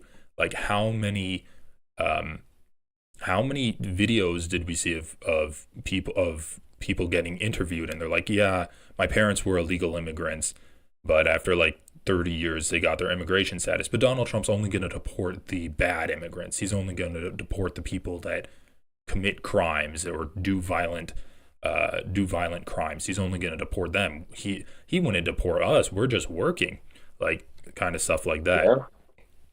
Yeah. But then it's also like I have like you can't just look at Trump in a vacuum. You have to look at the alternative. And I really do think that a lot of the blame goes on to the Democrats too for kind of their lack of having a clear message of how bad Donald Trump is going to be and how they can actually improve people's lives. Like okay, let's just think about it. Donald Trump is talking about how immigrants are ruining this country and he's going to do the biggest mass deportation that the United States and the world has ever seen, right? That's going to cause a lot of violence, cause a lot of people to die, and just kind of ruin people's lives and ruin the economy. Like both ruin the people's lives who are getting deported, and then also ruin people's lives who are staying in the country. A lot of people's lives are going to be ruined. But how did the Democrats respond to that? The Democrats responded by saying, yeah, the border is completely messed up, but if you vote for me, I'm going to secure the border. It's like it's like an acknowledgement of the problem, but a half-assed solution. They're agreeing with Donald Trump that there is the problem, and Donald Trump has correctly identified the problem, but they're like, yeah, I'm going to let the problem kind of like the problem that has existed up until now, I'm not going to address it, but we're just going to fasten down the border. It's like, or you could say that immigrants are not the problem, they're actually the solution, and illegal border crossings are at a low, they're at like a low point in the last 5 years or however many years. Like, I do think that, look, the median voter is extremely stupid, and I just think that you kind of have to play the game of politics knowing that. So I guess I kind of agree, just like with the overall premise of your statement. But once again, I can only blame ignorance like so much. You know what I'm saying? Like if you're young and you're not really aware of politics and fresh out of high school, you may not. Okay, I kind of get it. but like at some point, you are responsible for your insights or knowledge of politics. Yeah, Like for sure. Harris didn't teach me what her policies and the Democratic Party, what they stand for. I had to look this up. I had to look at her previous records on what she voted for, how she handled when she was in the Senate for California. Like I had to look that up and say, oh, okay, she has a decent track record of X, Y, and Z. I had to do that. Yeah. You know, like I understand the messaging from the Democratic Party is important. And trust me, like if I had to give it like, you know, a pie graph, I would say 40% is on the blame of the Democratic Party. But most of it is on the voters because we have a responsibility to inform ourselves. If Harris couldn't speak English or did sign language, you still have to do like your due diligence and look up some information. Look up what Trump has done during his first presidency, his first term, and say, oh, okay, he was pretty unhinged. He kind of did some underlying racist, you know, policies, and thank God it got kicked back from the Supreme Court. But oh, he put in who into the Supreme Court? Oh, so if he gets into the presidency, the Supreme Court is now full of his fans. Yeah. So who's going to be the check and balance of his crazy policies? Right. Really, no one. So like that falls on us to understand that. Well, I'll just interject and say, like, you're completely right. I honestly think the type of voter that is the least informed are the types of voters that say it doesn't matter which party gets into office, everything's going to be the same. I think they are the least informed. And I think that's kind of the voter that you're describing, where they don't know that Donald Trump has stacked the courts and that the courts are actually handing down decisions that affect everybody's livelihoods. Would you kind of agree with that? I will say I need to speak to the Democratic voters that didn't vote for Harris, and they normally would vote Democrat. Like those, that's who I need to speak to, because statistically, like I can't find the numbers of a large portion of used to be Democratic voters voting for Trump. Like I can't find those numbers, but I can find through, you know, historical elections that there was a drop off of Democratic voters compared to 2020 to 2016, so on and so forth.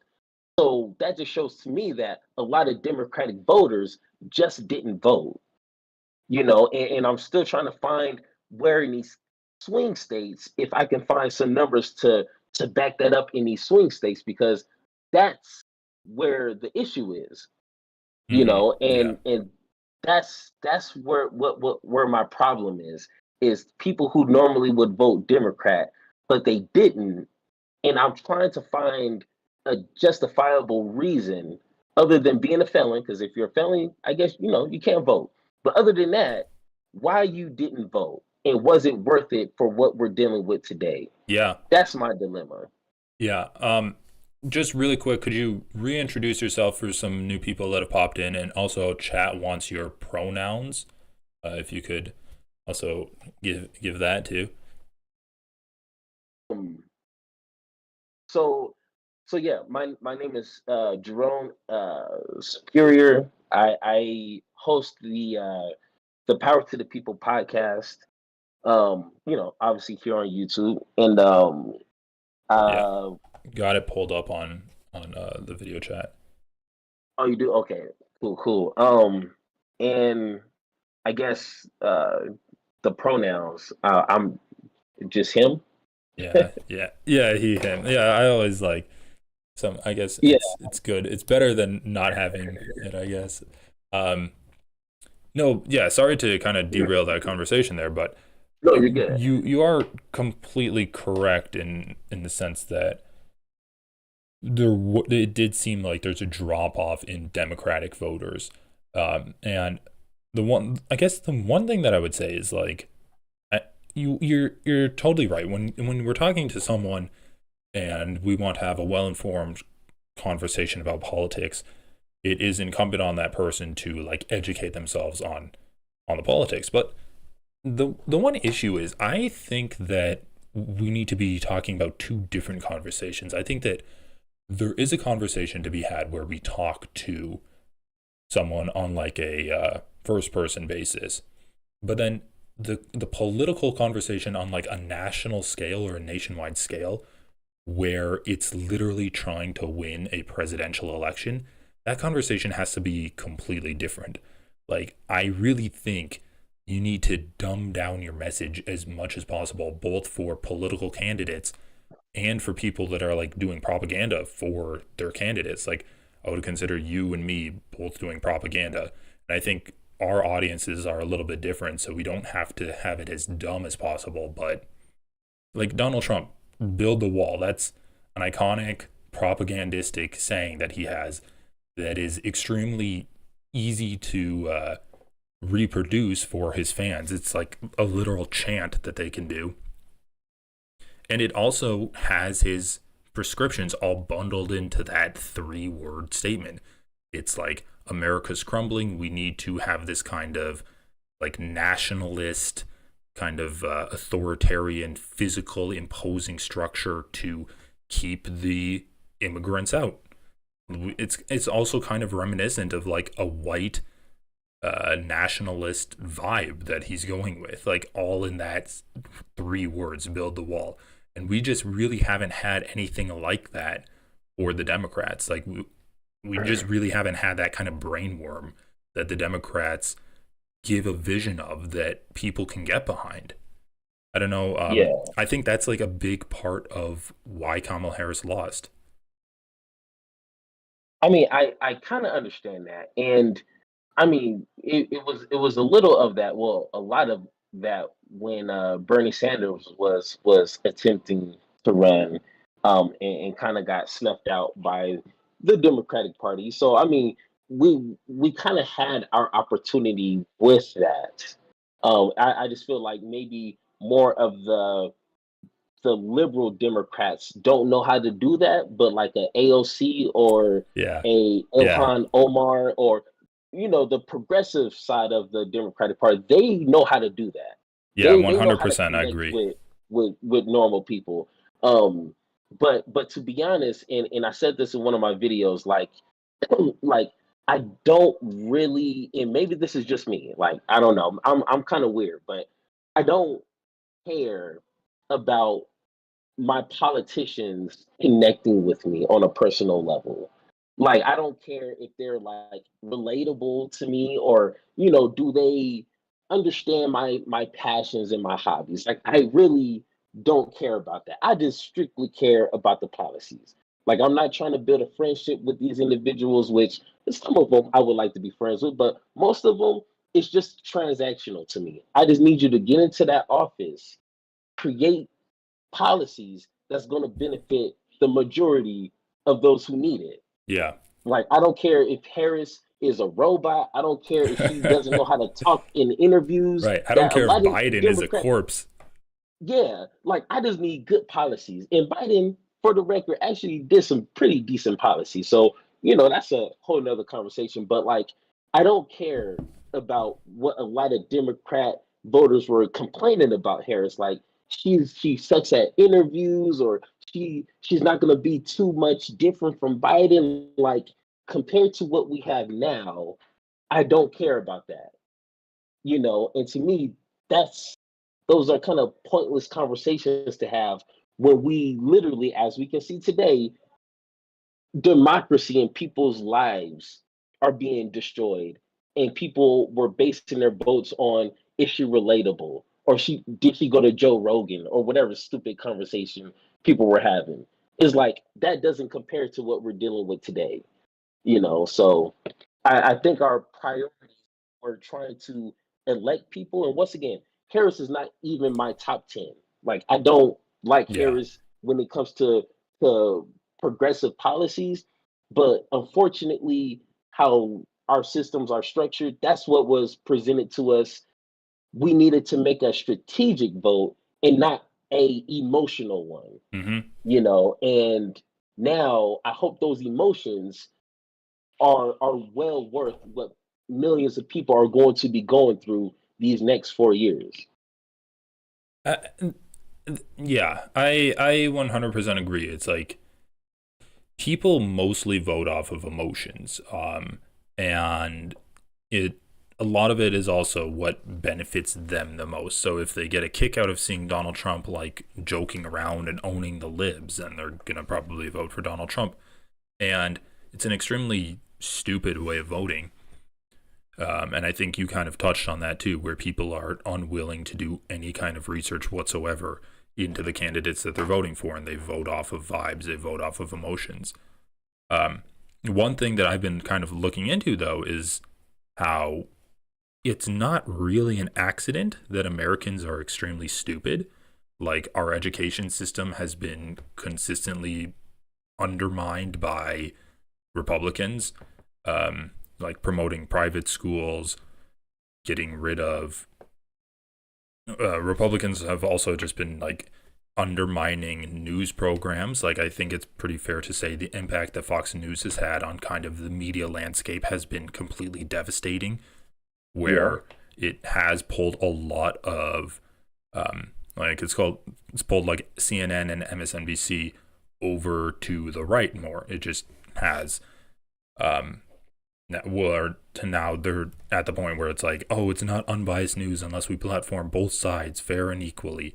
And then you just also have like media organizations kind of kowtowing to Donald Trump in the wake of his winning the presidency and even before the presidency. And then you also just have guys like Elon Musk and even Mark Zuckerberg who have been using their social media platforms to really just undermine truth in this country, where there was a story that Mark Zuckerberg, after Joe Biden won the election, he really downplayed political news on Facebook and Instagram, and that has a direct like people's awareness of news has a direct correlation to how conservative versus like how progressive they're going to vote. And the less informed someone is, the more likely they're going to vote conservative. So like this has been a decades-long project of completely undermining the intelligence of the American people to get them to vote more Republican. So it's kind of funny, though. It's like funny and sad at the same time, where yes, Americans are extremely stupid and they vote extremely stupidly, but that's by design.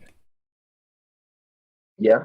And honestly, I don't even, and you know, just thinking within, you know, my lifetime, I don't think it took that long to do that either. And like you said, like undermining any kind of news. Like when Trump walked in, like I don't want to say he coined the phrase, you know, fake news, because I think I heard that even before he got into office. But yeah, like that literally started becoming a real thing. So like no matter what news, if it was unfavorable to your argument, you would just say it's fake news.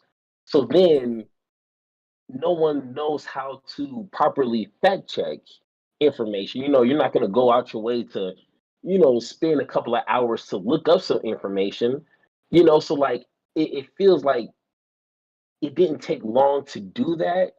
And then just with people kind of, I don't want to say lazy, but just like don't really have the energy, because I know a lot of these people, you know, they're working 40, 50 hours a week. You know, they got family, they got things that they need to do. So they don't have, you know, the time like myself to spend all day looking up information and reading articles. Like, yeah, it's hard to do. Yeah, for sure. And you know, just Googling stuff is just like level one. Like Google's not gonna always get you the information. So you gotta do a lot of reading. But it feels like people's standards for what they want to, or for who they want to vote for is kind of screwed up, or not stacked how it needs to be. You know what I'm saying? Like if that makes sense, like why people didn't vote for Harris compared to what was the alternative, I still am struggling to understand. Well, it's like, you know, think about what Donald Trump really highlights, right? It seems almost harmless, him getting elected, where he talks about trans people and he'll talk about immigrants, but he's not going to deport the bad immigrants. But he's talking about how we're going to deport all of the immigrants, we're going to have tariffs, we're going to get rid of trans people, and then the world's going to be a better place. Most people don't know immigrants, they don't know trans people, and they don't know what a tariff is. So it's just like, yeah, that sounds good. It doesn't affect them at all. So why would they put in the time to actually investigate into what those things are? It's not like Donald Trump saying, yeah, we're going to make all imports cost twice as much, and it's going to have this inflationary effect, and now your milk and eggs and your cars are going to cost way more money. He's not saying like the actual effects of that. He's not saying that produce is going to go up because I'm going to deport all of the laborers that are working to harvest that produce. He's not saying that like, oh yeah, your kid who might need medical intervention because they want to transition, they're no longer going to be allowed to receive that care. It's like when he gets into office and he's like, yeah, I'm going to rename Mountain, I forget the name, but he's like, I'm going to rename the mountain into Mount McKinley, or I'm going to rename the Gulf of Mexico into the Gulf of the United States, or the Gulf of America. It seems harmless to these people, and it seems like they're just getting what they want, which is Trump owning the libs. But what he doesn't really advertise is all of the like violence and the harm that his policies are causing, that he's actually doing to support his oligarch buddies like Elon Musk. And did you see that press conference he had with these tech guys where he announced like $500 billion going into AI? What is that, Project Stargate or something?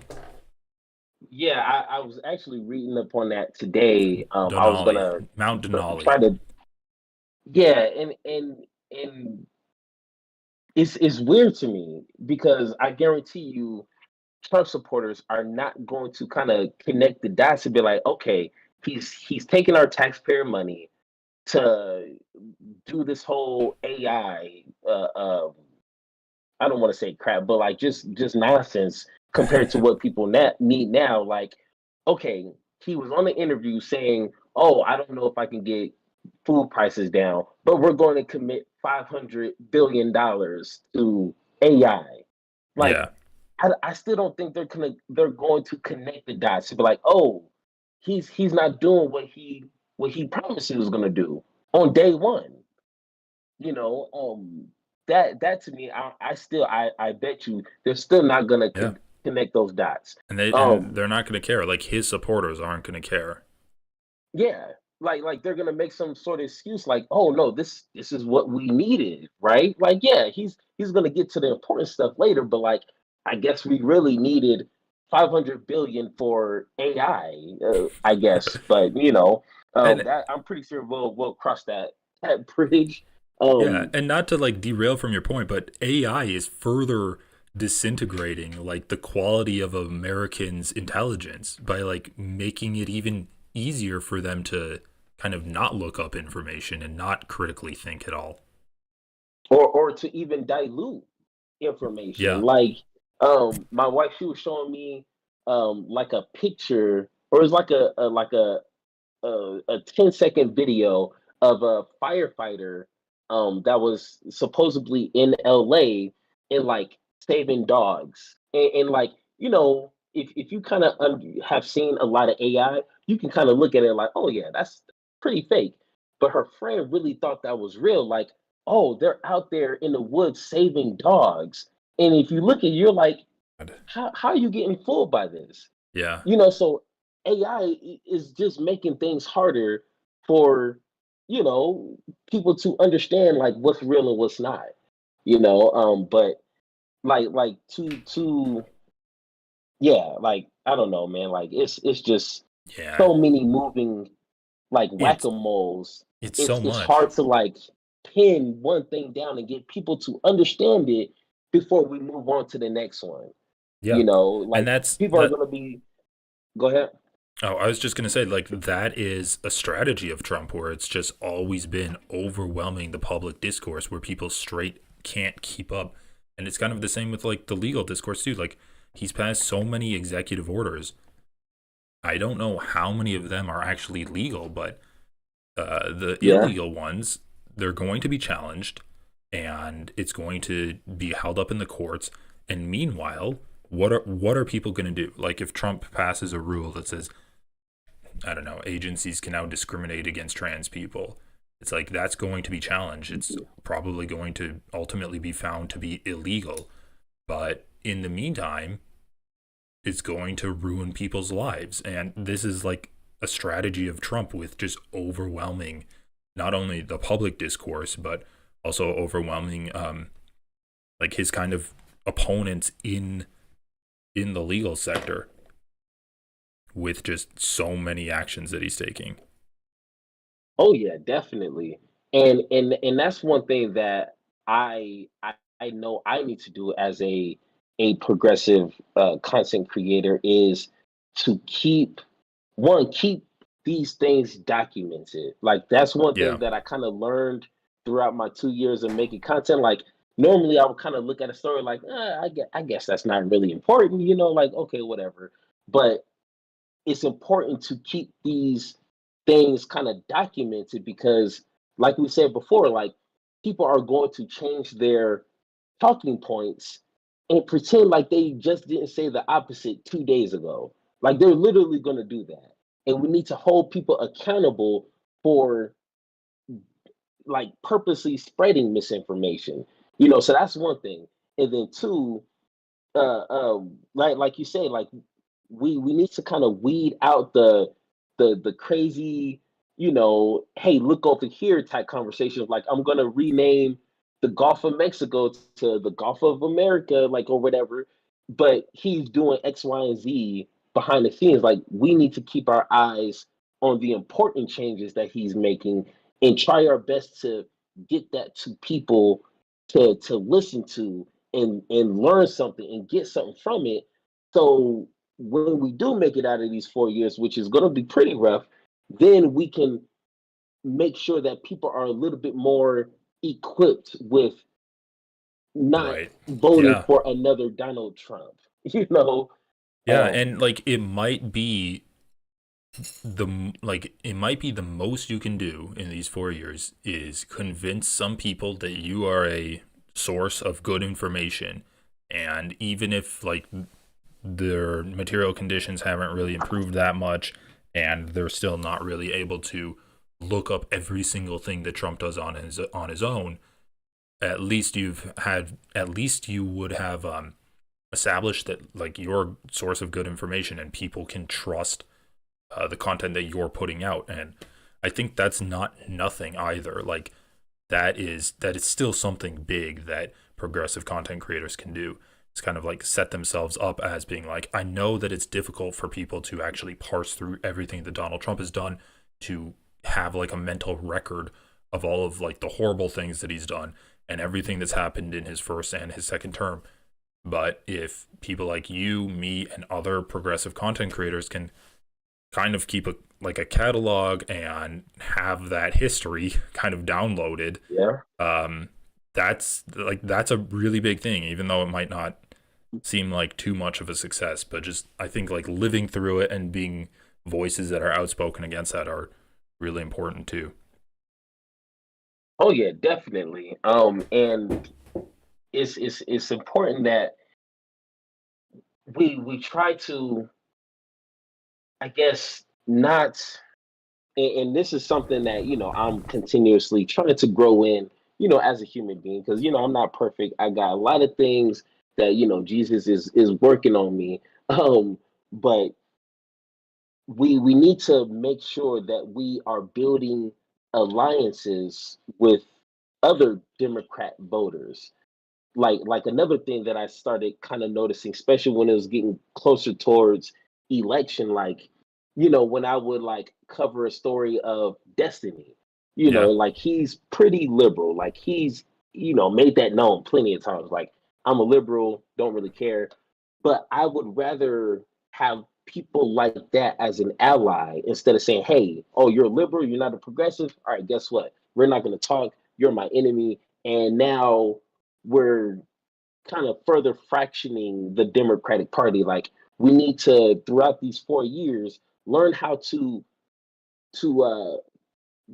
make sure that we're aligning as much as we can on a broader scope of what we're trying to achieve. Yeah. So when it comes to the next election, we're all not like broken down into like 40 different parties because of one simple policy we don't agree on.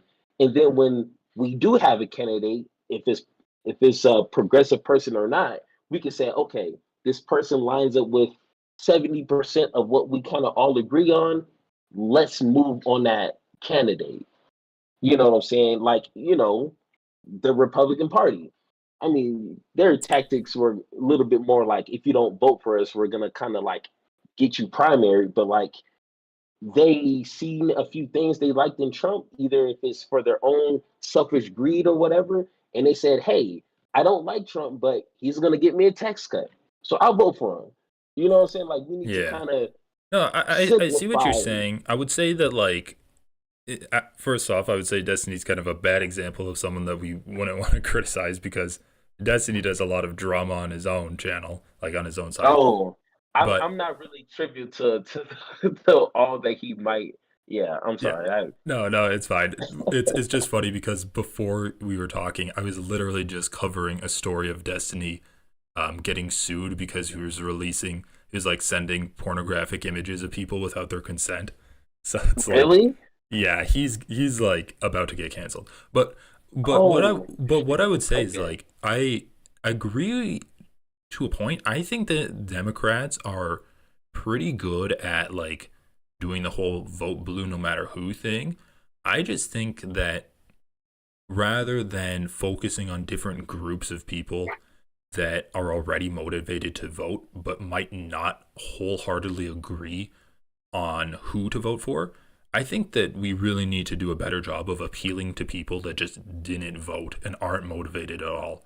I think that's kind of like the area of focus that Democrats should look at. But yeah, I 100% agree. Like, the differences between Republicans and Democrats are bigger than any kind of differences that Democrats would have with each other. It's just kind of like striking that middle ground, right? Yeah, yeah. That's a good point. And kind of like what I was saying in some of my videos. Like, um, there's people who are well equipped to go out there to people who haven't voted or make content that's good for new voters or people who are not really informed in politics, and get them kind of energized or like more aware of the Yeah, importance of voting. for sure. That's something I definitely need to work on, because I'm more towards the people who know the importance. We just need to kind of sharpen that up a little bit. Like, I'm good at that. I might be a little heavy handed to someone who's not informed and just kind of doesn't care. I might be a little too much for them. But that's why I would need to rely on my other Hmm. allies who are good at doing that. Like, hey, I need to make sure you're doing your part, and you can know for sure I'm doing mine. Yeah, I think we need to do a better job at doing that. And I like reaching out to me and saying, hey, can we collaborate? Because I don't see that on the progressive side. yeah, Like, I that's something see, I've wanted to do a lot more of. And yeah, like, oh, go ahead. oh yeah, I was just gonna say that I think, like, I've been seeing some other people collaborating too post election. So I think that's something, like, I'm hopeful that that's something we can see progressives do more in this Trump presidency. Oh yeah, definitely. Because I would see, like, I forget, I forget her name, but like, she was on TikTok, and she was one of those, like, I forget the term they give them, but one of those moms that's more of a traditional mom. A trad wife? And yeah, there you go. Yeah, yeah. Like she was known for doing that, and then like in one of her live streams, she dropped the N word like a whole bunch of Oh times. yeah, And yeah. I think I yeah, remember that. yeah, and people were giving her stuff, so she did another live, and she dropped more N bombs, and then the next thing you know, Oh, she was and let on me Fox guess, she News. wasn't black. Yeah, oh yeah, she definitely wasn't black by far. And the next thing you know, she's on Fox News. I'm like, Yeah, that's that's crazy. crazy. The But like, Republican media pipeline works so fast. yeah, and it's amazing. Like they turn, and I'm surprised that this lady doesn't have a podcast at this point, and probably has 500,000 followers, subscribers at this point. Like you said, like their pipeline is so efficient, it is ridiculous. Like Yeah. I need my progressive, my Democrat, other content creators to kind of get their stuff in line, because like that's how you influence people. You know what I'm saying? Like you get these people who are, controversial, I guess probably for Democrats, like in a good way, but like get them out there, and if they're good speakers, like yeah, like work with them or do something, but like, they'll turn anybody into a celebrity for the right. Like uh what's his name? The New Rittenhouse. York who yeah, Rittenhouse, um Jordan Oh yeah, Neely. yeah, like on Fox News, going to all these football games with Trump and not Pence, Vance. Like they're turning these people who I think should just be in prison. They're turning them into celebrities, And next thing you know, they're It's gonna have a crazy. podcast, and they might run for Senate. Like it's just crazy how quickly they foster that kind of energy. No, yeah. And one thing that like talking about kind of like building up a more progressive media sphere. One thing that I've been wanting to do also is have like less directly political content too. Um, which I know we were kind of talking about what kind of show could we do together that would kind of be like a rotating weekly, monthly thing with like multiple people. And I think a really fun thing to do would be like doing some kind of gaming. So either like an online board game or video games, or just like, I don't know, watching like a book club or like an anime club where we watch like animes and then have like Hey, funny yes, political sir. takes about it. Like I think like kind of some less um, hardcore political stuff would be a really good on ramp for people kind of interested in politics, but not like super hardcore for politics, if Yeah. you know what I mean.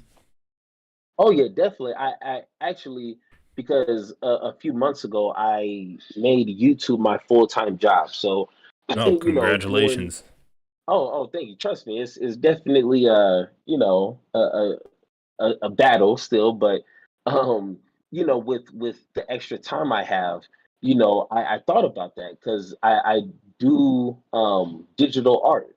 So I thought about, well, if I did like a live stream of me drawing with maybe, a political video playing or whatnot, or just talking about politics or gaming. I play League of Legends. I mean, I don't know if that's a good thing because it's pretty toxic, but I play League of Legends. So I thought about maybe streaming that while talking politics. Like you said, like trying to figure out how to get your message to people who normally wouldn't click on your videos. Yeah.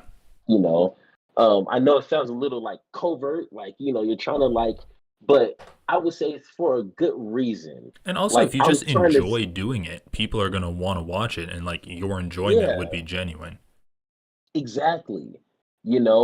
And I have some information. We have some information that is really vital for people to learn and understand and get a grasp, because it could literally prevent families from being broken, or literally save people's lives. So I think, we have a responsibility to do whatever we need to get that information to as many people as possible. Yeah, I totally agree. Um, I think it would be a good spot to end it here. I don't want to keep you too long.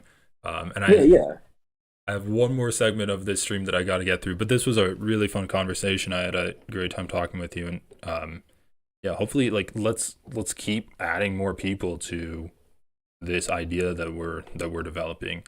Check out the soy pill. He's a guy that I've been talking with, and he's been doing a lot of like good progressive stuff. He recently made YouTubing his full-time job too, I believe. So check out his stuff, and maybe you can DM him and have a conversation with him.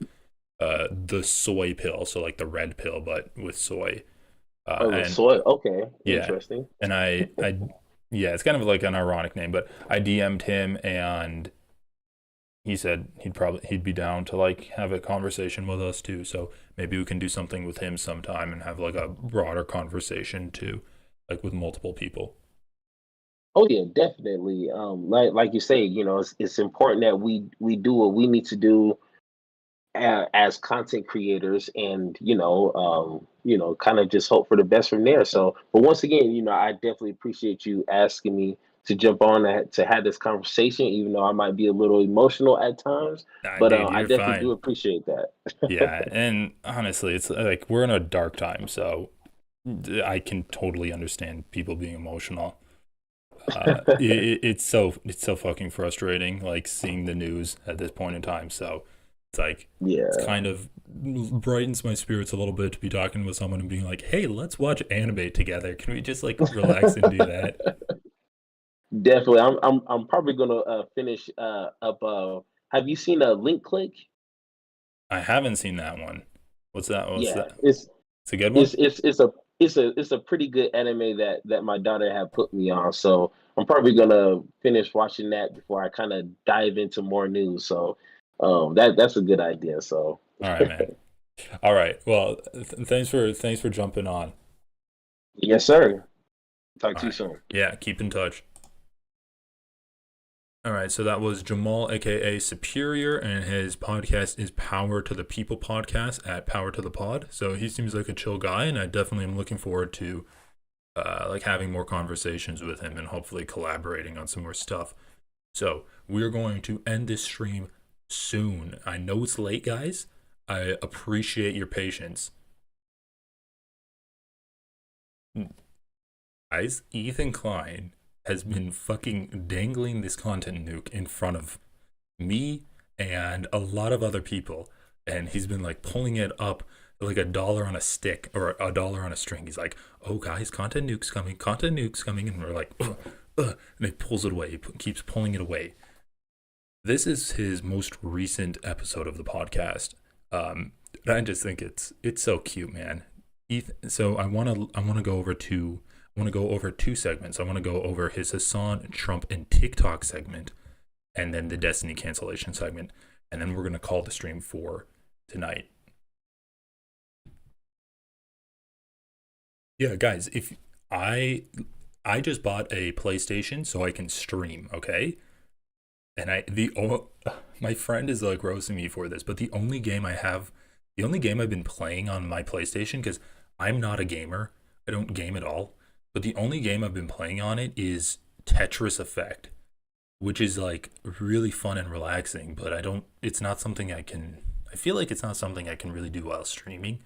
So if you know any good games that I can do while streaming and like chilling out or doing it with other people, maybe Marvel Rivals, I've heard of that. I'm so bad at gaming. But yeah, I want to do fun stuff like that. So let me know if you'd be interested in doing that. I think I bought like a PS4, or I don't know, maybe it was a PS5. I don't know. I don't fucking know any games.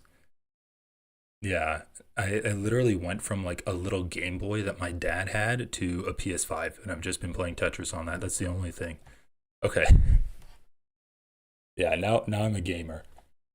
I have like 2 hours of Tetris logged, and I've had the PS5 all month.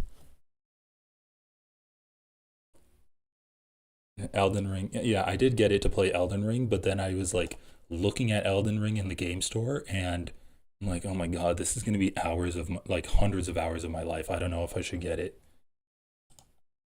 Okay. Streaming Tetris. I'm not even good at Tetris. That's the thing. Oh, Balatro? What is that? Like poker? Maybe I'll get Elden Ring and just like do really shitty Elden Ring streams. Okay. All right. Well, comment down below so I'll actually be able to read your stuff. But let's just wrap this stream up because it's getting late and I want to go to bed. I want you guys to be able to go to bed. But this is the clip. Let's see. The man is not even in office yet, and he's doing. Hold on. What is the context for how he brings this up? Whatever. Is she there? I can't tell. Just tell Jeremiah that package is extraordinarily precious. Okay, precious. With the way he handles it, yeah. Delicate, got it. Check this out. I'm kind of going off script already here, but this is the clip. Let's see. The man is not even in office yet, and he's having a banner year. Okay, why are we giving Trump credit for this deal? Good question. What? Why are we giving Trump credit? Yeah, why the fuck are we giving Trump credit for a deal that he didn't even take office? It was negotiated by the Trump administration or the Biden administration, point blank, period. What the fuck is happening? He's so desperate not to give him any credit at all. For this deal. Well, bro, what? Okay, so I'm writing down the games. Cyberpunk 2077, we have one vote for that. Stardew Valley and Elden Ring. And then just Tetris Effect. The thing, I think the music of Tetris Effect might be copyrighted. But anyway, so this is hilarious. Ethan Klein is like, I'm going off script here. So he's just grabs the wheel of the family-sized van that they're all in and pulls it into the middle of the desert so he can do this hit piece on Hassan. And his hit piece on Hassan is that Hassan says Trump got the ceasefire deal done. Okay, so this is really fucking hilarious. Gaza ceasefire. Let's just look this up. So Ethan Klein says that... Man, Ethan Klein is just so fucking stupid. Trump's Middle East envoy will enter Gaza as part of inspection team. What impact will Trump have on the ceasefire agreement between Israel and Hamas? We can take a look at that. Trump and Biden both claim credit for the Gaza ceasefire deal. So this might be the most relevant because this was actually before the ceasefire deal took place. So, President Joe Biden and President-elect Donald Trump are both claiming credit for Israel and Hamas agreeing to a ceasefire deal in Gaza on Wednesday after the White House brought Trump's Middle East envoy into negotiations that have dragged on for months. So the White House brought Trump's Middle East envoy into negotiations that have dragged on for months. So the Biden White House has been negotiating for months at a standstill since May. Trump wasted no time in asserting he was the moving force behind the deal. Biden, meanwhile, stressed that the deal was reached under the precise contours of a plan that he set out in late May. So basically, it's like, Trump is kill stealing, right? Biden created the deal. Trump comes in and he's actually the one that like pressures Netanyahu into accepting it. So once again, if Trump wasn't applying pressure, this deal wouldn't have been accepted. This epic ceasefire agreement could have only happened as a result of our historic victory in November, as it signaled to the entire world that my administration would seek peace and negotiate deals to ensure the safety of all Americans and our allies. Trump wrote on a social media, I am thrilled American and Israeli hostages will be returning home to be reunited with their families and loved ones. Trump added that his incoming Mideast envoy Steve Witkoff, who is participating in the talks in Doha, Qatar, would continue to work closely with Israel and our allies to make sure Gaza never again becomes a terrorist safe haven. Biden said from the White House that my diplomacy never ceased in their efforts to get this done. It's a result not only of the extreme pressure that Hamas has been under and the changed regional equation after a ceasefire in Lebanon and a weakening of Iran, but also of a dogged and painstaking American diplomacy, Biden said. The jostling comes with both Biden and Trump determined to see the deal become a set piece of Middle East success for the legacy of their presidency. Biden's administration... This is hilarious.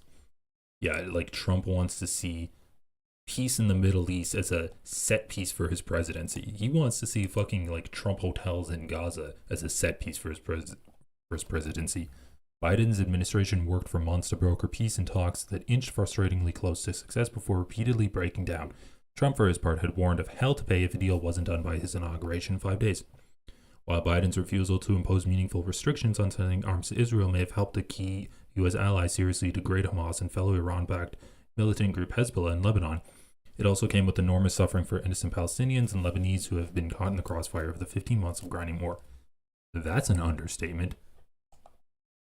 Jonathan Panikoff, director of the Scowcroft Middle East Security Initiative at the Atlantic Council, said Biden deserves praise for continuing to push the talks despite repeated failures, but Trump's threats to Hamas and his efforts through Witkoff to cajole Netanyahu deserve credit as well, he said. The ironic reality is that at a time of heightened partisanship, even for foreign policy, the deal represents how much more powerful and influential U.S. foreign policy can be when it's bipartisan, he said. Both the outgoing and incoming administration deserve credit for this deal, and it would have been far less likely to happen without both pushing for it. Well, I guess that's true, right? So, on the one hand, you do have to give Biden, I don't even want to say credit. He literally did the bare minimum by actually writing down a ceasefire agreement. Like, he just wrote down the agreement and then was like, please? Will you agree to it? And Netanyahu's like, nah. Like, please. And then Trump gets in office and he's like, give me that. It's like, I don't want there to be American hostages in Gaza when I get inaugurated. Fucking deal with it or there will be hell to pay. And Netanyahu's like, yes, sir. And he signs it. It's like, I don't give a shit about your internal politics of Israel. Figure it out. So, like, I guess in the very most literal sense, both people had a part to play, but you could have had anyone write out just put pen to paper and write out the agreement for Netanyahu to sign up for. For the past few days, we've been speaking as one team, Biden said in a nod to Witkoff being part of the talks. Trump's team pushed back, saying Biden couldn't get the deal done until Trump and Witkoff intervened. The Biden administration was handing the Trump administration a detailed roadmap to win a lasting peace that has broad support in the region, State Department spokesman Matthew Miller said. The involvement of President-elect Trump's team has been absolutely critical in getting this deal over the line. And it's been critical because obviously as it stands today, this administration's term in office will expire in 5 days. Dude, this is fucking insane. You guys had fucking 15 months to get the ceasefire deal done. And now you're saying, well, we couldn't get it done because we only had 5 days left in office. You had 15 months. You had 15 fucking months. Israeli President Isaac Herzog offered his gratitude to both the incoming and outgoing. Okay, so anyway, we read enough about this. Basically, like, Biden wrote the deal. Trump just, like, pushed it over the finish line. And now Ethan is saying that Hassan is somehow pro-Trump because he's somehow pro-Trump because he's saying that Trump was responsible for getting the deal done. Let's see, he's gonna love Trump. Giving Trump credit for this deal. Let's see. The man is not even in office yet, and he's having a banner year. Okay, why are we giving Trump credit for this deal? Good question. What? Why are we giving Trump credit? Yeah, why the fuck are we giving Trump credit for a deal that he didn't even take office? It was negotiated by the Trump administration or the Biden administration, point blank, period. Bro, okay. So Ethan Klein is derailing the podcast to bring up this hate piece against Hassan that was probably sent to him from some kind of Destiny moderator. And the reason Ethan Klein is addressing it is because it makes Hassan look like he's pro-Trump, which I guess Ethan has a hate boner to try to show Hassan is pro-Trump because he didn't explicitly endorse Kamala Harris. And Ethan he doesn't even look up anything about the ceasefire deal. He doesn't look up at all that Steve Witkoff was actually having personal talks with. He was having personal talks with Netanyahu while Biden's foreign Middle East administrator was in the cuck chair, like listening in on a phone call. And Ethan's like, oh, Trump wasn't even in office. Fucking Biden's spokesperson, Matthew Miller, said that Trump was an instrumental part in getting the deal across the finish line. Like, literally any fucking article you look up can show you that it was Trump's man that was responsible for forcing Netanyahu to agree with the deal. And now he's like, Trump didn't have anything to do with it, point blank. You don't know what the fuck you're talking about. Like, Ethan just needs to keep his mouth the fuck shut when it comes to politics. What? Why are we giving Trump credit? Yeah, why the fuck are we giving Trump credit for a deal that he didn't even take office? It was negotiated by the Trump administration or the Biden administration, point blank, period. What the fuck is happening? And once again, it was not negotiated by the Biden administration. It was very explicitly negotiated by the Trump administration. Sure, the Biden administration wrote out the deal, which they ended up accepting, but the acceptance of the deal was negotiated by the Trump administration. And yeah, it's pretty safe to say that Trump, like, part of that negotiation that they did was Trump giving Israel the West Bank, like giving them the green light to annex the West Bank. He's so desperate not to give him any credit at all for this deal. Well, let's see. He's gonna love Trump. I'm sorry for pausing every 5 seconds, but Joe Biden doesn't deserve any credit for causing the ceasefire to happen. He's given what, like $25 billion to Israel in terms of weapons, and now Ethan's saying that Hassan is desperate to not give Biden any credit at all for having the ceasefire happen, when he's been solely responsible for the genocide. Like, if one person could have ended this genocide, not Netanyahu, not Yoav Gallant, fucking Joe Biden. He's the one person who could have stopped the genocide the most easily. And Ethan Klein is like, oh yeah, Hassan is so resistant to giving Biden any kind of credit to stopping the genocide. Trump in the next couple months. Who do you think facilitated the deal? You think it was Biden? Yes. I can't believe we already have liberals in the chat. And by the way, Hassan does this thing where he uses liberals as a slur now. I don't know if you guys know that. Yeah, that's not a new thing, Ethan. This is fucking hilarious, dude. Ethan's like, oh, Hassan uses the liberals as a slur. Yeah, just like Zionism is a slur. So accurately depicting someone's political beliefs and using like a pretty much a shorthand to describe them, that's a slur now. That's just a fucking label, dude. It's not a fucking, oh my god, it's not a slur. Holy shit. Also, yeah, just really quick. So part of the negotiations by Reuters, Trump cancels sanctions on Israeli settlers in the West Bank. He rescinded sanctions imposed by the former Biden administration on far-right Israeli settler groups and individuals accused of being involved in violence against Palestinians in the occupied West Bank, the new White House website said. So he rescinded an executive order which authorized the imposition of certain sanctions on persons undermining peace. So now, so it's like Trump is like, yeah, get the ceasefire deal happening, and then we're not going to care if people kill Palestinians in the West Bank anymore. And Ethan's like, yeah, this very blatant quid pro quo is not evidence of Donald Trump negotiating with Netanyahu and Israel. Like, what the fuck? Yeah, what is Ethan doing? He's Joe Biden's strongest warrior now? Is that what he's doing? It's fucking embarrassing, dude. It's actually embarrassing for Ethan. Which is really cute. It was literally by Biden, documented. Trump wasn't even fucking president, dude. What the fuck? Running defense for Joseph Robinette Brandon here. And you're running defense for Trump, and that's fucking better? Holy shit.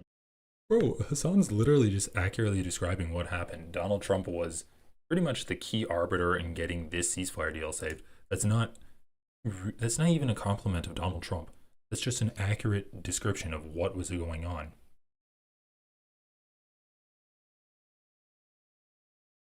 Yeah, like, this ceasefire deal is not the end of the genocide. Let's just keep that clear. And Donald Trump he's pretty much given Netanyahu the green light to not continue with phases 2 and 3, which is the pullout of IDF troops and the expansion of humanitarian aid into the Gaza Strip and like rebuilding Gaza. Trump's basically been like, yeah, I don't really care if he doesn't follow through with those two deals, with those two parts of the deal. Once again, that is evidence of Trump negotiating the deal. I mean, we don't need evidence. We literally saw his man go and have private conversations with Netanyahu. Like, this is just the aftermath. Now we are seeing the terms of the deal. We don't need evidence that it was Trump's guy. That, like, what are we doing here? This is the most obvious thing to do, and Ethan's just spewing, like, rank misinformation due to his hatred of Hassan to over 200,000 people. Dude. Wow, that's awesome. Okay, there's going to be a lot of back and forth today. Trump hasn't done squat. Yeah, okay, sure. What? Why is he out here defending Trump? Who is this person? Are you guys fucking watching this? I mean, Dude, is Ethan actually, like, as stupid as a dog? Where he just hears, like, he hears the general vibe of Hassan saying something that can vaguely be taken as Trump doing a good thing, where Hassan's like, yeah, Trump was pretty much involved in getting the ceasefire done. Hassan wasn't even giving it a moral quality, saying it was good or bad. Like, obviously, a ceasefire is good, but the terms of this ceasefire are bad, because the terms of the ceasefire is allowing Israel to settle the West Bank and also allowing Israel a backdoor to rescind on the ceasefire agreement. So the terms of it are bad. And Ethan's like, oh, Hassan said Trump is good. He's defending Trump. He must love Trump now. Like, that's the fucking brain qualities that a dog has, where he'll hear the word walk and he'll get his tail all waggy, where he'll hear someone yelling and he'll think that it's like an attacker. Ethan's like, oh yeah, Hassan said that Trump got the ceasefire done. Thus he must love Trump and hate Joe Biden. And he thinks liberals are scum. He's this like radical anti-Semitic piece of shit that loves Trump, loves the Republicans, and hates the Democrats. Like, he's such a fucking idiot. Don't a lot of people say this, though? Even one of the reporters asked Biden, are you to give credit for this, or is it Trump? And? He said, are you... Holy shit, dude. Ethan's like he's kind of like a comical supervillain, like someone from Austin Powers. He goes on this huge rant. Donald Trump wasn't even president yet. How can you say that you love him? How can you say that Donald Trump is a god? And then his producer's like, well, Joe Biden said that Donald Trump had something to do with it. And he's like, and? Like, he's literally like a fucking supervillain from some kind of a Disney movie or something. He's like, and like, this is the first time he's hearing of that live on his show, after he clipped out a 30-second clip of Hassan to basically like masturbate over.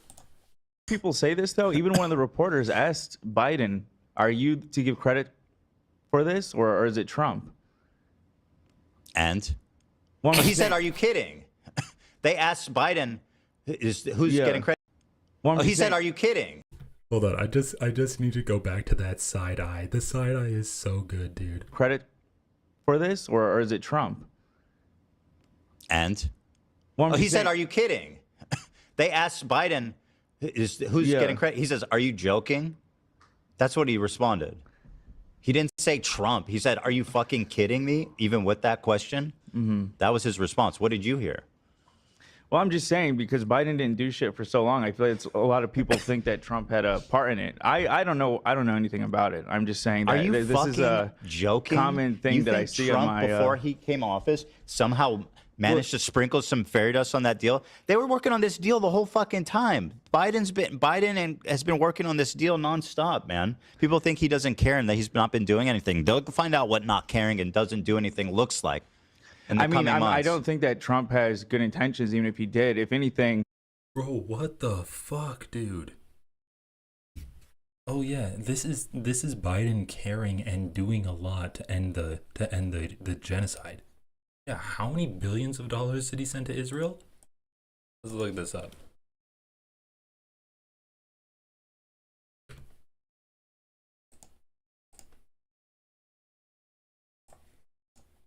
Let's see. U.S. aid to Israel in 4 charts. Israel has long been the leading recipient of U.S. aid. Okay, so Israel. Total aid from fiscal years 1946 to 2024. constant 2022 dollars. What's I just want to see like how much aid did the Biden administration give?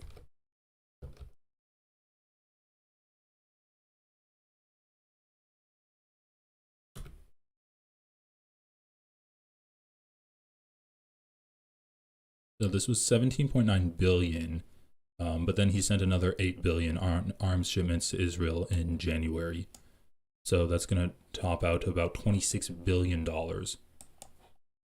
So yeah, they spent 17.9 billion since October 7th, 2023, and that was in October 7th, 2024. And then in January, he greenlit another $8 billion. So that's almost $26 billion to Israel. And Ethan's talking about how Biden really cared and he did a lot to combat the genocide that was happening. And when Biden says that that was the deal that he had since May, right? Biden says that that was the deal. The deal that Trump got Netanyahu to accept was the deal that they had been working on since May, that Netanyahu had consistently pulled out of due to like vague technicalities, and then ultimately he caved and just accepted the deal once Trump actually put pressure on him. In Ethan's mind, that's Biden and Netanyahu working tirelessly around the clock for like 8 months trying to get this deal taken care of. Deal the whole fucking time. Biden somehow managed to sprinkle some fairy dust on that deal. They were working on this deal the whole fucking time. Biden has been working on this deal nonstop, man. People think he doesn't care and that he's not been. Bro, first of all, it's like Ethan is just pretty much responsible for dumbing down the entirety of his audience's brains when it comes to political thought, where he's saying that Trump coming in and sprinkling fairy dust on it is the only way that Trump could have gotten Netanyahu to accept the deal, rather than having a objective assessment of the facts on the ground and understanding the leverage that America has over Israel. And I mean, if you guys have been watching my channel for a while, we watched that conversation that Ethan Klein had with Hassan, where Ethan starts crying and he gets up and he leaves. That was like the last conversation they had together. And Ethan kept saying that there's no amount of leverage the United States could do to make Israel have a one-state solution with Palestine. And Hassan's position was basically like, well, Israelis enjoy a high quality of life. They have high living standards, so they would rather keep their living standards than keep their racism. And Ethan's basically like, bro, why would you say that when Russia is ignoring U.S. sanctions and they're not stopping their racism and their genocide against Ukrainians? It sounds like, well, that's a good example because Russia's an enemy. But anyway, like that was a huge protracted conversation. But Ethan's whole point was like, there's no kind of leverage the United States can do to kind of curb Israeli racism. And I think what we're seeing here is Ethan defending that statement. He's defending it saying like, oh yeah, there's no leverage Trump could do to Israel to get the ceasefire done. Thus, if we're trying to attribute the ceasefire to Trump, it must have been magical fairy dust, right? That's the only way it could have happened. It must have been due to the goodwill of the Israelis working with Joe Biden to come up with the perfect ceasefire since last May. They're just working so hard to come up with it, and they finally got it down to the last minutia, which is perfect. I mean, he's completely ignoring the fact that Netanyahu said, 3 hours before it was supposed to start, you need to release the names of the hostages you're going to release from captivity before I accept this ceasefire deal. And like Netanyahu throws another monkey wrench into the works immediately before it's happening. But no, Ethan's like, no, it can only be the goodwill of the Israeli people that had this ceasefire deal come into effect. It can't be that Trump exerted any kind of leverage over Israel. That's magical fairy dust thinking.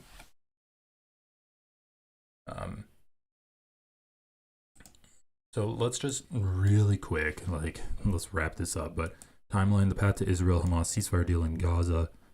So this was the first truce that happened, and that was in November 2023, I believe. Yeah, November 21, 2023. So that was the first one. Then international pressure. Negotiations continue in May 2024 as the war in Gaza entered its 8th month. Hopes that a ceasefire might be reached were amplified as talks progressed. In Cairo, Egyptian and Qatari officials worked with the Americans to find an agreement.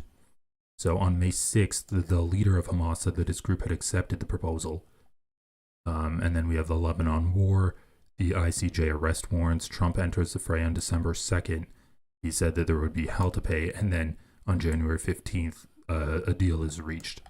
So Ethan is basically saying that throughout this entire time, when Hamas agreed to the ceasefire deal, it's Biden and Netanyahu working tirelessly because they really care about the lives of the Palestinian people. I mean, I'm not saying that Trump cares, but what I'm saying is that Joe Biden doesn't give a fuck either. Doing anything. They'll find out what not caring and doesn't do anything looks like in the coming months. I don't think that Trump has good intentions, even if he did. If anything, because I know that there is zero evidence Trump had a single fucking thing to do with that ceasefire. Zero. Yeah. No, I don't know. Bro, he literally sent his advisor over there. My opinion, if he even did have anything to do with it, just be to make him look good in the beginning. And then after the fact, once he's in office, he's like, do whatever the hell you want. Sort of what I feel like he's doing with TikTok. The TikTok thing is a whole nother thing. Mm-hmm. So TikTok closed down before they had to. They were not even mandated. And Biden said, we're not even forcing them to close down. I'll leave that up to Trump. So 2 or 3 days before they even had to shut down, they shut down. And then magically, Trump comes in and saves the day 1 day later. It's like, no, we'll talk. Okay, well, I don't really care about listening to the TikTok. I mean, it's just straight up misinformation that Ethan Klein is saying that Trump had nothing to do with the ceasefire.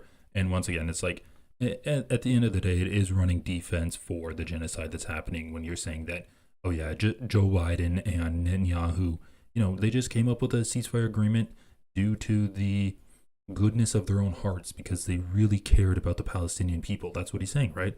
He's saying, like, once Trump gets into office, you'll see what someone not caring about it really looks like.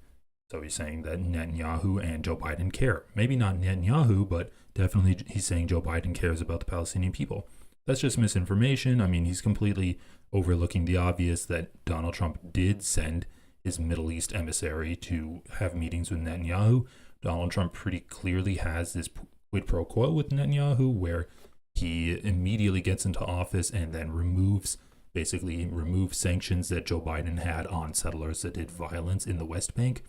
And obviously, like, there are reports that he's allowing the IDF to annex the entirety of the West Bank, which I think is why we're seeing IDF raids in Jenin, in the refugee city in the West Bank. So we'll skip the TikTok thing. Let's listen to what his reaction is on the Destiny drama, and then we'll call it. Just wanted to do a quick correction of the misinformation that Ethan was spreading on his show, and I'm also curious to see what his reaction is to his totally like anonymous person that he barely knows anything about in terms of Destiny. Though. Anyway, although I'll say Hassan is having quite a week. He's doing a victory lap as Destiny, his arch nemesis, was like completely and fully fucking canceled / exposed this month. Hassan is doing a victory lap? Did I miss something? Is it? Oh, wait. Okay, we have to go back. I'm sorry. Because, I mean, this has been a dark week. Donald Trump got inaugurated. And he's been passing like some pretty brutalistic legislation. Like, once again, this has been a very dark week, and Ethan saying that Hassan's doing a victory lap is a little disturbing. Like credits, and then that will last you for like 200 tweets. I had like tens of thousands of tweets because I've been on there for a fucking decade plus. That's how they get you. They're such scumbags, man. But Trump is saying he wants basically to TikTok to sell half to America. I don't know if he's talking about the government. I mean, he's talking about an American company. They're saying that Arshad is saying that they didn't get it when they were outside the U.S. So I guess they just geolocated it. Yeah, I mean, they know your ass is here. Yeah, probably. Which I think is better than China owning the whole thing. I mean, U.S. owning half is better. I don't know if it's in the hands of Donald Trump, though. I'm not sure that's better. Yeah, see, I don't know. At this point, any Yeah, I'm kind of black pilled even over it. listen. No matter who it is, I would prefer an American entity own it than China. Yeah. Because China is just a black box. Okay, they're fucking with us. They're doing cyber war, disinfo, and shit. And TikTok is such a powerful tool to fucking subtly warp the brains, the perceptions of people in America all around the world. So if there's some oversight to that, it's good. Personally, I think TikTok needs to be. Bro, you're talking about the fucking administration who basically has bent Facebook and Twitter to the will of the Republican Party. And he's like, yeah, I think that it would be good if America could control TikTok because, you know, those Chinese, they're using their public media platforms as social brainwashing of the American people. It's like, bro, you don't know what the fuck you're talking about, do you? Literally, Mark Zuckerberg has taken off like anti-trans hate on his terms of service. Elon Musk has openly promoted Nazism and conservatism on his website that he bought. And you're saying that TikTok is something that we need to worry about and it should be in the hands of Americans? Not the fucking Americans that are running the country now, dude. Holy, like, dude, I know Ethan's been like on this anti-socialist, anti-communist, anti-Marxist kick lately. And like he's now offended that Hassan is using liberal as in Ethan's mind as a demeaning term. But the fact that he's this pro-American is really concerning. Like, don't get me wrong, I like the country of America, but having America buy TikTok right now is not a solution to brainwashing. That is an encouragement of brainwashing and it's actually like anti-freedom of speech at this moment. Like it's literally just monopolizing the platforms that we can have. But I guess like Ethan's a self-proclaimed capitalist, so he enjoys monopolies. His wife translates it directly for him. Gone. USA. It's not hate speech. That's a crazy response. USA. Supposedly, Mr. Beast was on a private jet to go into negotiations about buying TikTok. Give me a break. Although, fuck, I'll give it to Mr. Beast. Shit. That's our hero. Yeah, dude, because TikTok and that, I mean, holy Jesus Christ. Like, listen, China's not a great country, right? It's kind of the same as the United States. It's not like a shining paragon of virtue and democracy. But I would honestly rather have TikTok in the hands of China than TikTok owned by another fucking oligarch that is just going to suck up to Donald Trump. Like, I do not... The fact that Ethan's like, yeah, TikTok being owned by one person is better than it being owned by China and by the ByteDance Corporation because that one person is American is kind of shocking, dude. I did not think Ethan was this far gone. I actually, you know what? Fuck it, man.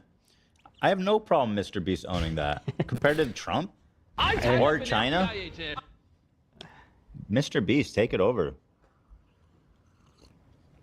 I mean, yeah. He just wants to make money. He doesn't want to, like, as far as I can tell, like, do misinfo and shit. But anyway, here's Oh my God, dude, people use misinformation to make money. I mean, look at Elon Musk, look at Mark Zuckerberg downplaying news. Elon Musk reducing the kind of like liberal, just factual tweets that people can see and spamming people with conservative brain rot.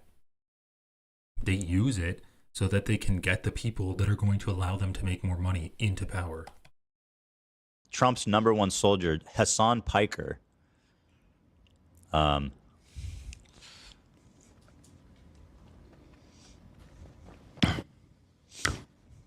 What an absolute... I thought you negotiated ceasefire? Yeah. Yeah, exactly. Like He had as much to do with it as Trump. What an absolute fucking joke. And look at the comments. You guys have to understand. Liberals realizing they're more evil than Republicans. This is actually the talking point of leftists. You guys don't understand that. Liberals are Nazis. That's not even a fucking exaggeration. They're psychotic, these people. Put on the negotiations of the ceasefire is the same as Anthony Blinken's. Okay?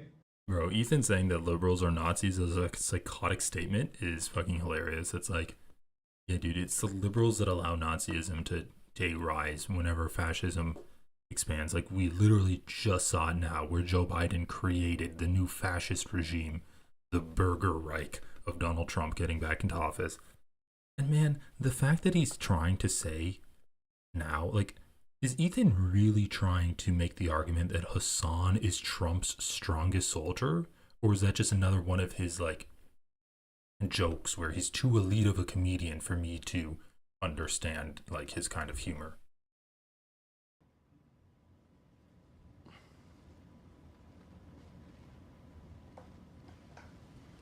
Anyway, what is he? What can you say? Apparently, he came on with a MAGA hat.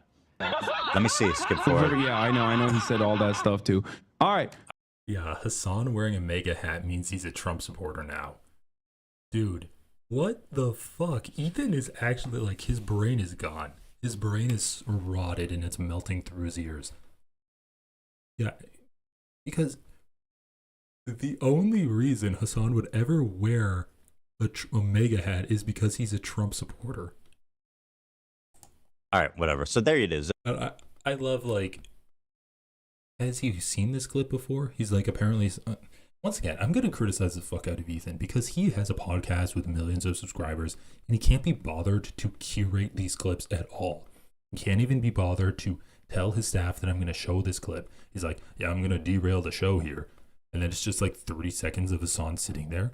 And he's like, oh yeah, but Hassan said Trump was partially responsible for the ceasefire deal happening. Wow, he must love Trump. I heard that he wore a MAGA hat. Well, you know who else wore a MAGA hat, Ethan? Joe fucking Biden wore a MAGA hat. Do you have anything to say about that? Is Joe Biden Trump's strongest supporter too?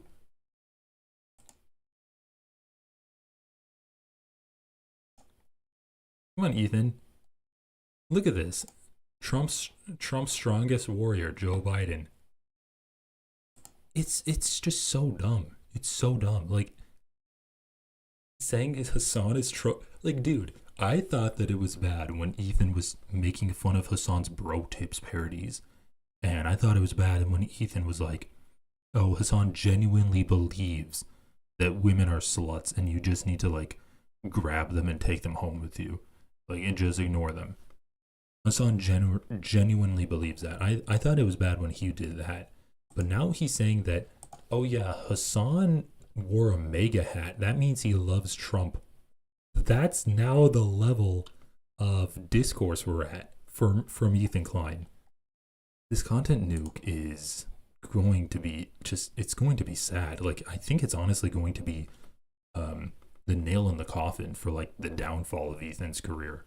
I know that's a lot, but it's just going to be, it's going to be just such crystallized brain rot from Ethan because he spent so much time working on it and polishing it up and refining it. It's just going to be the most condensed version of all of this brain rot. It's going to be embarrassing, man. There it is, guys. Shout out, huh? Fuck the liberals are fucking worse, more evil than Republicans. Did you guys know that? All the liberals are showing up in our chat here. Come on, guys. He's making it too easy for me. Just wait, though. Anyway, although I'll say Hassan is having quite a week. He's doing a victory lap as Destiny, his arch nemesis, was, like, completely and fully fucking canceled / exposed this month. He seemed like someone who could, like, sail through any cancellation because he's, like, edgy and he doesn't give a fuck and his fans don't give a fuck. But this was actually so bad that I don't think there's any coming back from it. And I think even his fans are like, dude, what the fuck? Yeah, I'm surprised how hard his fans are taking it against him. But I'm sure he'll sail through it with his fans. I think there's always a certain amount of fans that will come back no matter what the fuck you've done. Right. That's true. But I don't know. I mean, Yeah. Nah. it's so bad, man. So the first thing that happened, he has this friend, Pixie, who is a girl.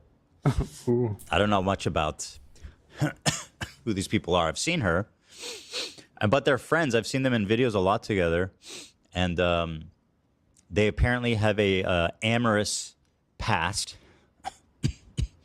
and he has a penchant for filming him. Bro, did Ethan Klein turn into Tim Pool? Why is he talking like this?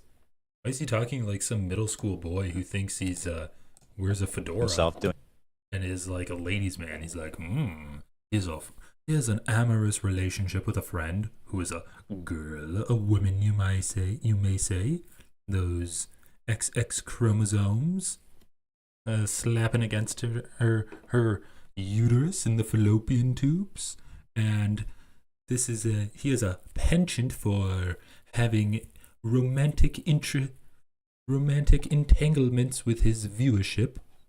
It's like, what is this tip milady language from Ethan? He genuinely seems kind of sad that Destiny got called out for some disgusting behavior.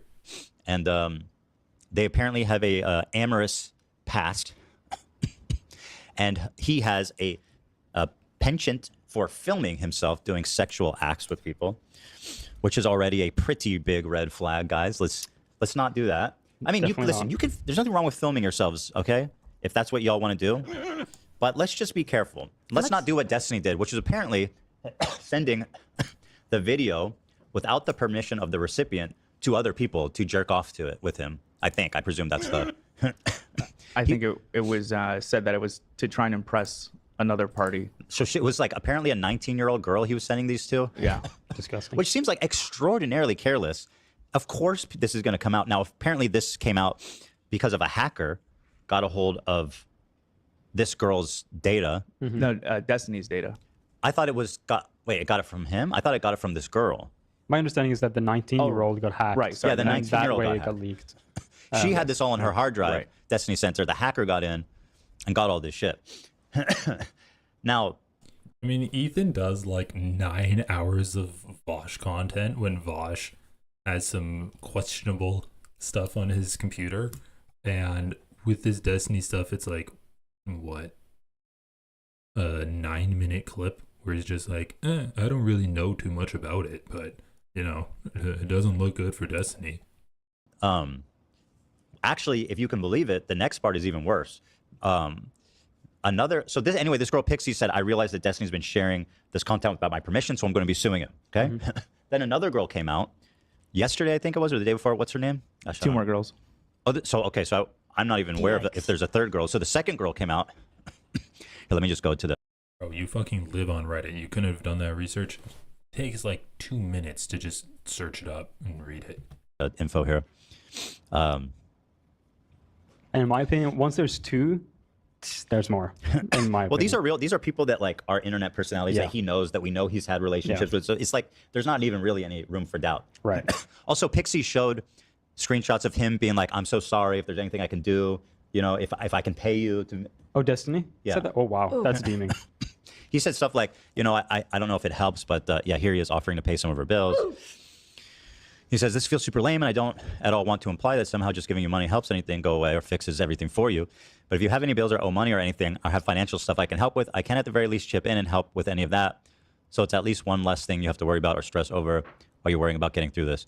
Now, I had heard this leak happened, and I thought it was just memes and stuff, because apparently there was like a picture or video of him like sucking a dude off. Mm-hmm. Everyone thought that was funny, whatever. And then apparently there was also like a video of him that was leaked with like his ex-wife and this girl Pixie. I didn't know how graphic or what was in it, but I didn't know behind the scenes there was apparently an insane amount of stuff brewing that was happening. So there's that, and then this one really was like, for me. Let me just pull it up. Let me make sure this is the one I'm talking about. Wait, so this is his, hold on. This isn't an accuser. This is not this is his friend, Eurodite. Right? This girl isn't an accuser. I think there's just one more accuser. My statement with the info so far, my opinion will update as information is available. Yeah, she's not. Okay, maybe there's some confusion there, because Pixie said she knows that there's at least 3 other. As far as there's only been one other person that's come out, and that one is extraordinarily terrible. But this one is his friend. I think she was in. I don't want to speak out of turn. I'm not 100% sure. but she's just expressing her opinion on the situation as someone that was close to it. Now, so the next person who came out was Charlie. And here's her statement, which kind of left my jaw on the floor a little bit. So she says, Destiny has blocked. All right, what has left his jaw on the floor? That she wants to sue him? Or that he took recordings of her without his consent, without her consent? Blocked me and banned me, and people supporting me from his community. I've not done anything besides ask him for an explanation, as I was assured this was something he didn't do to me. This didn't do to me being sharing videos of them with other people. When I wasn't given one privately, I spoke publicly. I am not involved in any lawsuit or coordination with anyone seeking justice due to the leaks in November, though they have had my empathy and support in their efforts. It is only yesterday I became aware that Destiny had recorded me while we had sex without my consent. That is so. That to me is like the worst. That's like a go to jail type of crime. And then sharing it on top of that, it's Distribution. filming without consent is like it's a terrible crime. It's just a terrible crime. Yeah. So yeah, that part blew my mind. And with no regard for me, also shared that recording to others. 2 women have now let me know that they have seen the recording taken of me in September without my consent. I thank them for their concern. No amount of public humiliation will ever make me regret being made aware of what was done to me. I'll be filing a police report and pressing charges. Good for you. Now, obviously, Destiny hasn't. We put out one statement, didn't really say anything. It's not even worth reading. But I'm assuming he's going to have something to say about this new statement. So he hasn't said anything about it yet. But from what I can tell, there's really no space for questioning or I don't know. I can't imagine what Destiny could bring that would make this any better. Besides like a fucking recorded phone call of him being like, yes, you can film me and share it with people. Yeah, exactly. Which is not going to happen. So I don't know, man. This is fucking terrible. And of course, Hassan is doing a victory lap because his arch nemesis took the fat fucking L, and L being the law. Bro, Hassan literally covered it. He made a video covering the drama. You are doing the same fucking thing, dude. Holy... Yeah, Hassan took a victory lap. What's he doing? Going around and high-fiving people? Oh yeah, we got Destiny. I mean, dude, you can't cover Destiny without bitching about Hassan also covering Destiny. Also, what is the deal with him being like, oh yeah, well, Destiny sharing explicit imagery without consent, that's one thing, but recording it without consent, that put my jaw on the floor. Like, dude, both are like pretty fucking bad. Like, obviously recording is bad as well, but shouldn't really be carrying or sharing it. I'm kind of okay with breaking the law and being lawsuited. He's so dumb, dude. Because all these girls gonna try to sue him, and like it seems like they have good fucking evidence too. Yo, forget being sued. That's a fucking serious crime. Yeah. Oh, that's true. It'll be a criminal police thing report. Too. I'd be way more worried about the police. Yeah. Fucking civil court is just money. Yeah. He could go to jail. I hope he does. Damn. Crazy, dude. Ay. It's just endlessly remarkable to me that this keeps happening, you know? Like, what did you think, bro? You're sending it to a random 19-year-old? Like, the chance that that gets leaked is pretty high if you're sending it out that willy-nilly. Yeah. Like, did you not expect this to happen? What the fuck are you doing, man? Are you that horny? Like, are you that horny? Is your brain that fucked up when you start jerking off that, like... He's just, like, blindly fucking gooning. Dude, crazy. The gooning is ungoonable. Heights that have never been gooned before. This has to be like a record, yeah. Yeah, because the bad thing that Destiny did was sending it to someone that was potentially hackable, not that he was sending it by itself. I mean, Ethan does seem a little bit like broken up here. Like, maybe we should pour one out for Ethan. A key ally in his war against Hassan has just been taken out of the fight, and now it seems like Ethan is kind of left high and dry. He doesn't really have anyone on his side. Maybe some of those like Keemstar type guys, maybe he can link up with them. Oh, okay, so I'm sorry for the misunderstanding. I was reading it more. So there wasn't a second accuser. His previous allegations were brought up of his ex-wife confirming revenge porn rumors that were done to her without her consent, she said. Oh. That's what it was. Right. Man. This situation reads to me like a guy who's gotten away with being a predator for a really long time, and now everything is catching up to him. And I hope that if more people come out, they feel empowered too. I mean, there's already enough, you know? Right? I hope there aren't more. Yeah. I hope everyone feels supported. I hope so too, yeah. Yeah, a lot of the times when shit like this comes out, it's just, you just go, how the fuck do you think you would come away with this? But it's like with power, with like doing even all the power and coercion slight creep a little bit every time. Yeah. Even with all the power and coercion in the world, it's like you can't keep a fucking random 19-year-old from getting hacked. You know what I mean? Yeah. There's a lot of people that hate Destiny, you know? Yeah. Fuck me, man. Holy shit. I saw a clip of his son saying, I told you guys, I told you all of my... Bro, once again, immediately back to Hassan. The only thing that Ethan can say about Destiny is like, you're so dumb. Why would you send it to a 19-year-old? You know that they can easily get hacked. 2 seconds of silence goes by, and then he's like, and then I saw Hassan doing a victory lap where he's like, I told you guys, I told you guys, I told you guys. It's like, dude, get Hassan's cock out of your fucking mouth. Why are you so fixated on him? Like, literally, all he can do is be like, why would you send that to someone that can get easily hacked? Rather than, why would you send it at all? He's like, wait, Hassan covered it too? Hassan covered it? He must be doing a victory lap.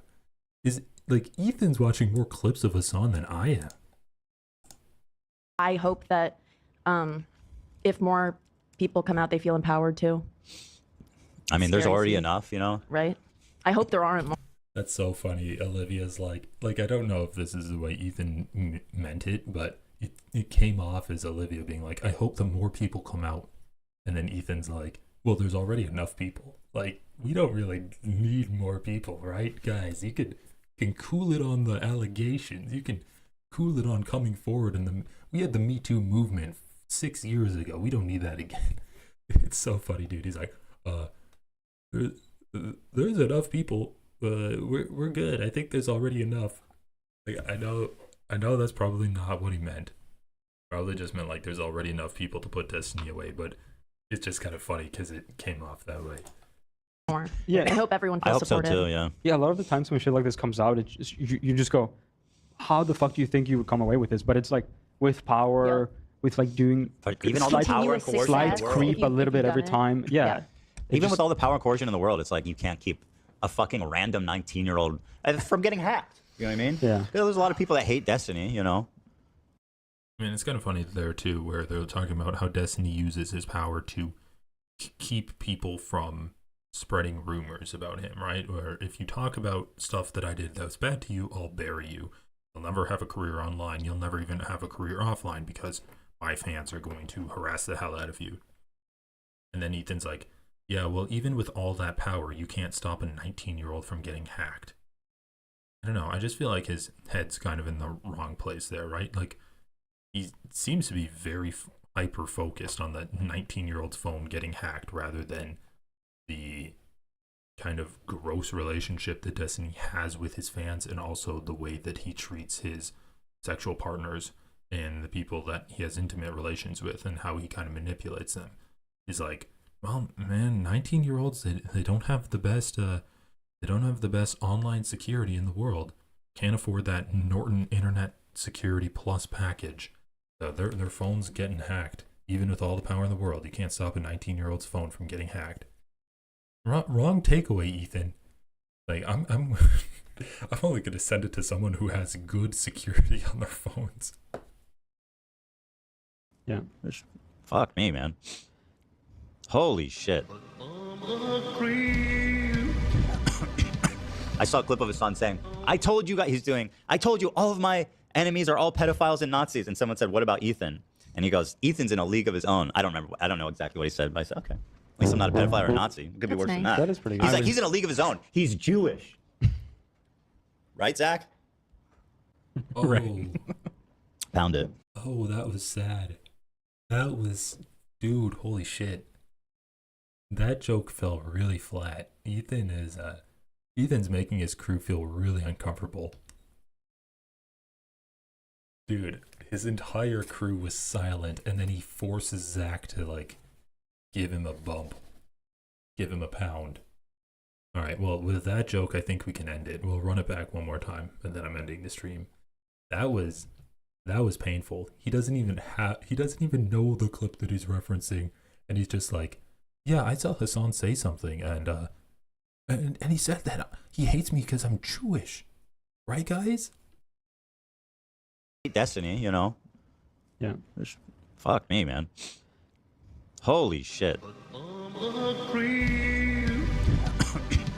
I saw a clip of his son saying, I told you all of my enemies are all pedophiles and Nazis. And someone said, what about Ethan? And he goes, Ethan's in a league of his own. I don't know exactly what he said, but I said, okay. At least I'm not a pedophile or a Nazi. It could be worse than that. That is pretty good. He's like, he's in a league of his own. He's Jewish. Right, Zach? Wait. All right. Sorry, guys. I need to do this just in normal time. I think it'll be even worse if it's slow. What about Ethan? And he goes, Ethan's in a league of his own. I don't know exactly what he said, but I said, okay. At least I'm not a pedophile or a Nazi. It could be worse than that. That is pretty good. He's like, he's in a league of his own. He's Jewish. Right, Zach? Right. Pound it. No, I'm kidding, of course. He would say Zionist, not Jewish. He has enough sense to not be that overt. I can't wait for you guys to see this video, though. Please. Okay, fuck you, dude. We're done. We're done. Anyway, guys, thanks for watching. I had a great conversation with Superior, who has a channel called Power to the People podcast. So go check out his channel. I hope to be doing more stuff with him, and I'm just going to be covering Donald Trump's for a few days. But we'll keep an eye on Ethan just because I think it's fun, and no, he's always a good kind of vehicle to really just like shoehorn in real political conversations like ceasefire that Trump did, and just like his blatant disinformation. That talking about Destiny, it's actually been like very cathartic. That whole disintegrating before our very eyes. And yeah, thanks for watching, and let's keep building up this like good progressive sphere, reaching out to a lot of different content creators and start doing more collabs, introducing more people to each other. So anyway, thanks for watching. Really appreciate it. Drop down in the chat or drop in the comment section down below what video games you want to see me play. If you want to see me start streaming video games by myself or with other people. Right now I only have Tetris. So pick out a video game for the... Alright. And I'll see you later. Have a good one.